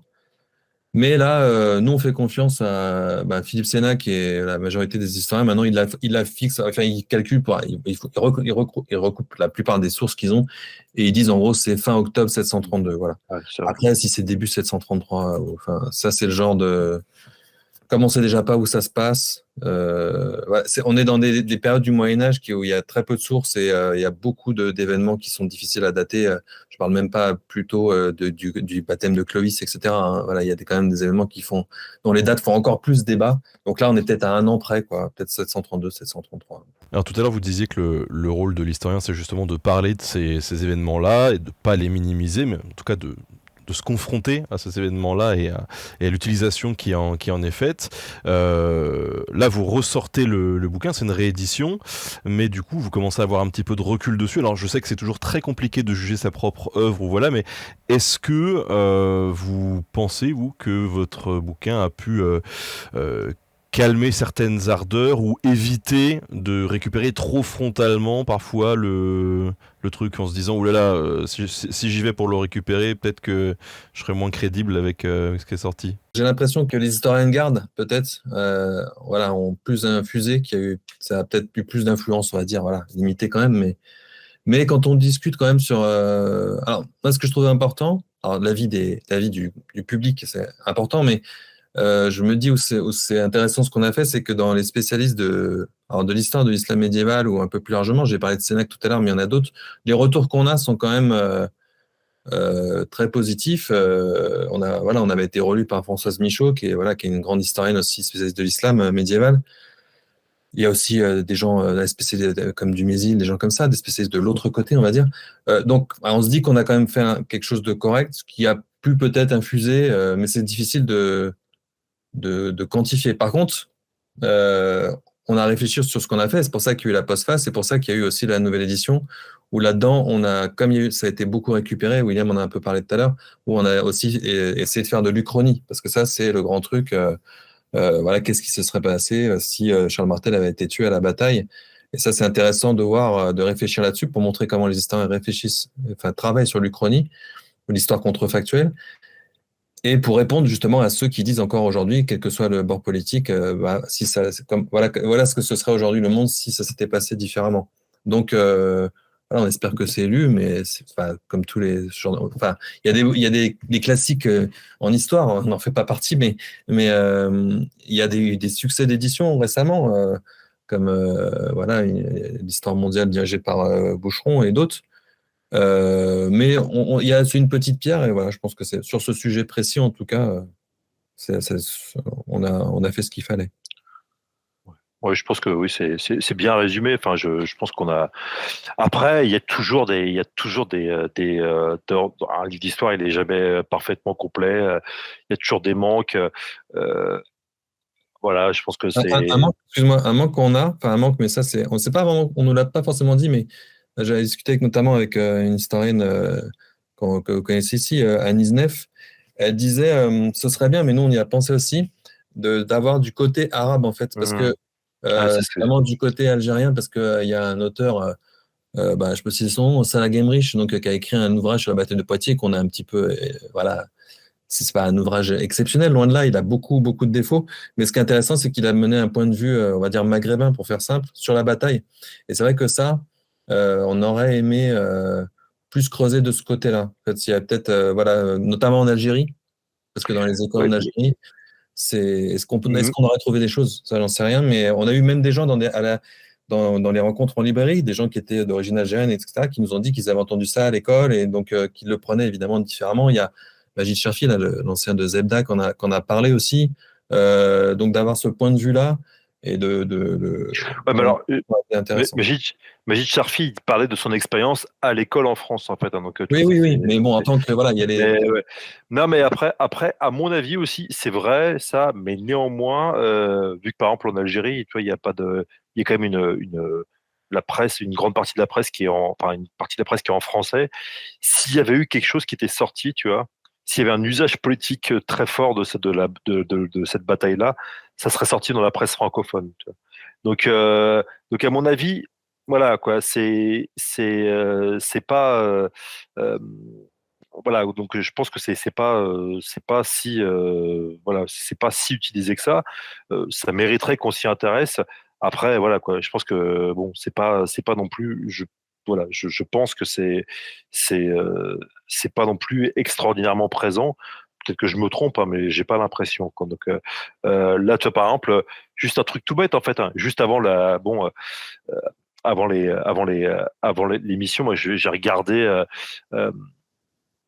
en Italie, hein, donc s'il y avait un usage, hein, donc la la personne qui va malheureusement devenir chef du gouvernement italien, certainement, donc par Giorgia Meloni, donc la candidate post-fasciste, hein, voilà, donc comme on dit maintenant.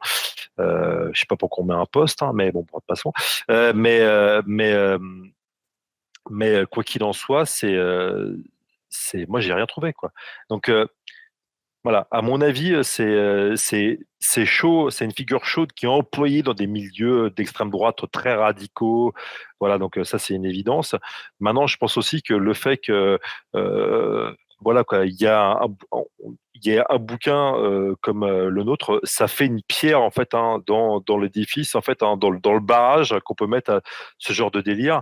Et voilà, donc c'est quelque chose auquel s'il y a un usage, voilà, si malheureusement il y a un usage qui est fait public, les journalistes peuvent se retourner pour qu'on intervienne, pour qu'on dise, ou ils peuvent s'y référer pour essayer de démêler un peu le vrai du faux, quoi. Donc je pense que c'est un ouvrage mine de rien qui est utile et qui a eu en plus un bon écho quand il est sorti. Je pense que ça c'est venu combler, hein, quand même en fin de compte un petit manque, parce que le dernier bouquin il était vieux de 50 ans, quoi, en fait, hein, il datait des années 60. Donc voilà, nous on a quand même retravaillé tout ça, et on a quand même, à mon avis, ouvert pas mal de trucs, en fait. Donc voilà. En complément de votre livre, pour ceux qui s'intéresseraient justement à cette bataille de Poitiers, son historiographie ou aux usages de l'histoire, vous recommandez quel bouquin? Alors vous avez déjà cité quelques auteurs, etc. Mais est-ce que vous avez une petite biblio à nous conseiller? Il y a une biblio, hein, dans le livre, on a rajouté, parce qu'on a rajouté aussi des livres qui sont sortis récemment. Il y a une biographie de Charles Martel voilà, sur laquelle on est plutôt critique, qui est sortie récemment. C'est Christophe, si vous avez remarqué, Christophe, c'est voilà, c'est le gentil, en fait, du duo. Moi, voilà. Oui, c'est de Donc, Georges Bernard, tu peux dire le nom. voilà. Donc, voilà. Donc, cette biographie, voilà. concrètement, elle est naze, en fait, hein, voilà. C'est plutôt celle qu'on va vous déconseiller. Voilà. Voilà, c'est naze. Mais il y a des ouvrages. Alors, il faut pas que je me trompe de sens. Charlemagne et Mahomet, et non Mahomet et Charlemagne, c'est fait exprès. Charlemagne et Mahomet de Philippe Sénac. Voilà, Philippe Sénac, c'est l'historien qu'on a le plus utilisé, hein, et on s'en cache pas. Et voilà, mais donc on en a parlé avec lui. Honnêtement, sur le sujet précis, c'est ce qu'il y a c'est ce qu'il y a de mieux. Voilà, parce qu'après, il y a eu des articles dans l'histoire l'histoire de l'islam et des musulmans de France, je ne sais plus exactement, qui était dirigé à un gros dictionnaire qui était dirigé par Mohamed Harkoun. Dedans, il y avait l'article de Sénac et de Françoise Michaud qui parlait de la bataille aussi, donc c'était un bon résumé. En plus, il y a d'autres articles sur les débats sur est-ce qu'il y avait des Sarrasins en France, est-ce qu'il y a eu des installations, etc. Ça aussi, on le met dans la biblio. Quoi d'autre? Dans le côté critique, certains peut-être d'entre vous, je parlais de l'histoire mondiale de la France de Boucheron. Voilà, ça il y a une notice dedans. C'est pas 732, c'est 719, et c'est justement ce qu'on reproche un petit peu à cette notice, c'est le côté minimaliste de la bataille. Donc ça, c'est un livre récent. C'est intéressant de lire cette notice. Ils nous mettent en biblio, mais en même temps, voilà, ils disent que la bataille est anecdotique. Mais c'est quand même intéressant à lire pour voir une autre façon, vraiment très, très récente, de voir la bataille. Après, il y en a d'autres sans doute, mais là, comme ça, je ne sais pas si tu en as. Non, moi, je l'ai déjà cité aussi, c'est John Toland, en fait, hein, je recherchais des références précises. John Toland, Les Sarrasins, l'islam dans l'imagination européenne au Moyen-Âge, Paris-Aubier 2003. Je ne sais plus s'il est paru en poche. Oui, j'ai eu en poche, moi. Il est en poche. Toland a aussi fait un truc, un bouquin très intéressant sur la figure de Mahomet, de Muhammad, donc je crois que c'est Mahomet l'Européen, pour montrer justement toute la fascination qu'a exercé Mahomet, notamment à l'époque des Lumières, au 19e et tout ça. C'est vraiment hyper intéressant, quoi. Donc voilà, donc ça, c'est des livres Bon, c'est des livres un peu costauds, quoi, en fait, hein, mais moi, je trouve que c'est vraiment passionnant, quoi. Donc, et puis, Marie-Cécile Isaiah, donc, Histoire des Carolingiens. Là, c'est un poche, hein, donc, vous pouvez l'avoir en poche. C'est une synthèse vraiment très claire. C'est la meilleure synthèse Ouais. récente sur les les Carolingiens, ouais. C'est vachement bien, quoi, en fait, hein. C'est une chouette, voilà, c'est point poche, hein, donc c'est un truc, c'est une bonne collection. C'est classique et tout, c'est sympa à lire, voilà, donc bon, enfin, sympa, je sais pas, moi j'aime bien lire ce genre de trucs, donc bon, Instant promo peut-être. Allez, sortez votre tapis, vendez-nous tout ce que vous avez. Vous avez des projets là que vous venez de sortir et qui seraient intéressants d'aller voir? j'ai envie de dire, voilà, quoi, donc le bouquin Charles Martel, la bataille de Poitiers, de l'histoire au mythe identitaire, nouvelle édition en poche qui est sortie cette année. 10 € dans toutes les meilleures charcuteries. J'insiste sur cette édition est vraiment un plus par rapport aux précédentes parce qu'il y a cette partie, on n'a pas eu le temps d'en parler, mais il y a cette partie uchronie en fait. Voilà, Ouais. on a vraiment creusé là-dessus. Donc voilà, pour ceux qui veulent que l'Uchronie ou l'histoire contrefactuelle intéresse, en plus. Voilà. On essaie de voir en fait ce qui se serait passé. Voilà, on émet une hypothèse. Qu'est-ce qui serait passé si Charles Martel avait perdu? C'est hyper intéressant, l'Uchronie, c'est un bon laboratoire pour... C'est un exercice vraiment marrant à faire. Parce que, alors dedans, en plus, on a inclus aussi une histoire des Uchronies par rapport à la bataille de Poitiers. Ça, c'est voilà, donc parce qu'il y a eu Différentes Uchronies, ouais. différentes Uchronies, voilà, qui commencent avec Gibbon, donc au XVIIIe siècle, et c'est vraiment marrant et tout. Puis c'est un exercice vraiment vraiment fascinant, quoi, en fait, à faire, parce qu'il faut vraiment se creuser la tête et tout. Et il faut et justement, et là, excuse-moi, là, ce qui est important, c'est la méthode toujours. C'est-à-dire qu'il y a les Uchronies dont on parle sont souvent plus des fantasmes que des véritables uchronies. Et la difficulté, c'est de savoir voilà qu'est-ce qu'on choisit comme événement et jusqu'où on va, parce qu'en fait, autrement, les possibilités sont infinies. Donc, il faut respecter la méthode de l'historien. Et c'est pas évident, voilà. Et ce sera toujours critiquable, comme tout travail d'historien. Parce qu'on émet une hypothèse, quoi, en fin de compte, quoi. Donc après, tout on le truc, c'est... On n'a aucune source pour vérifier. Voilà. Par définition, ça n'existe pas. A priori, il se serait passé ça. Mais moi, je trouve que c'est un exercice vraiment chouette, et on devrait tous s'y risquer, toutes et tous s'y risquer à un moment ou à un autre, parce que c'est quand même assez marrant, quoi. Donc voilà. En sachant évidemment qu'on n'est pas dans une uchronie littéraire. On va pas dire, voilà, on va pas se projeter 1000 ans après, voilà, pour dire, voilà, il s'est passé ça. C'est impossible, en fait. Voilà. Donc là, on se projette au maximum à 40 ans après, quoi, ce qui est déjà beaucoup, je pense. Voilà. Et vous qui écoutez l'émission, si vous voulez en savoir un petit peu plus sur les bienfaits de l'Uchronie vis-à-vis de la recherche et les critiques aussi qu'on peut faire à l'Uchronie, eh ben, n'hésitez pas, on a fait un épisode dédié sur le podcast Nota Bene qui est disponible sur toutes les plateformes où on se pose ces questions de l'utilité de l'Uchronie pour les chercheurs, pour les historiens. Bon, en tout cas, William et Christophe, merci beaucoup pour cet entretien que vous nous avez accordé sur Charles Martel et la bataille de Poitiers. Merci à toi. Ben merci, c'était toujours très chouette. Donc voilà, donc on reviendra avec beaucoup de plaisir. Merci encore Christophe et William. Merci à tous, merci à la pastèque masquée d'avoir remonté les commentaires. Et je vous dis voilà, à très bientôt, bonne soirée, salut.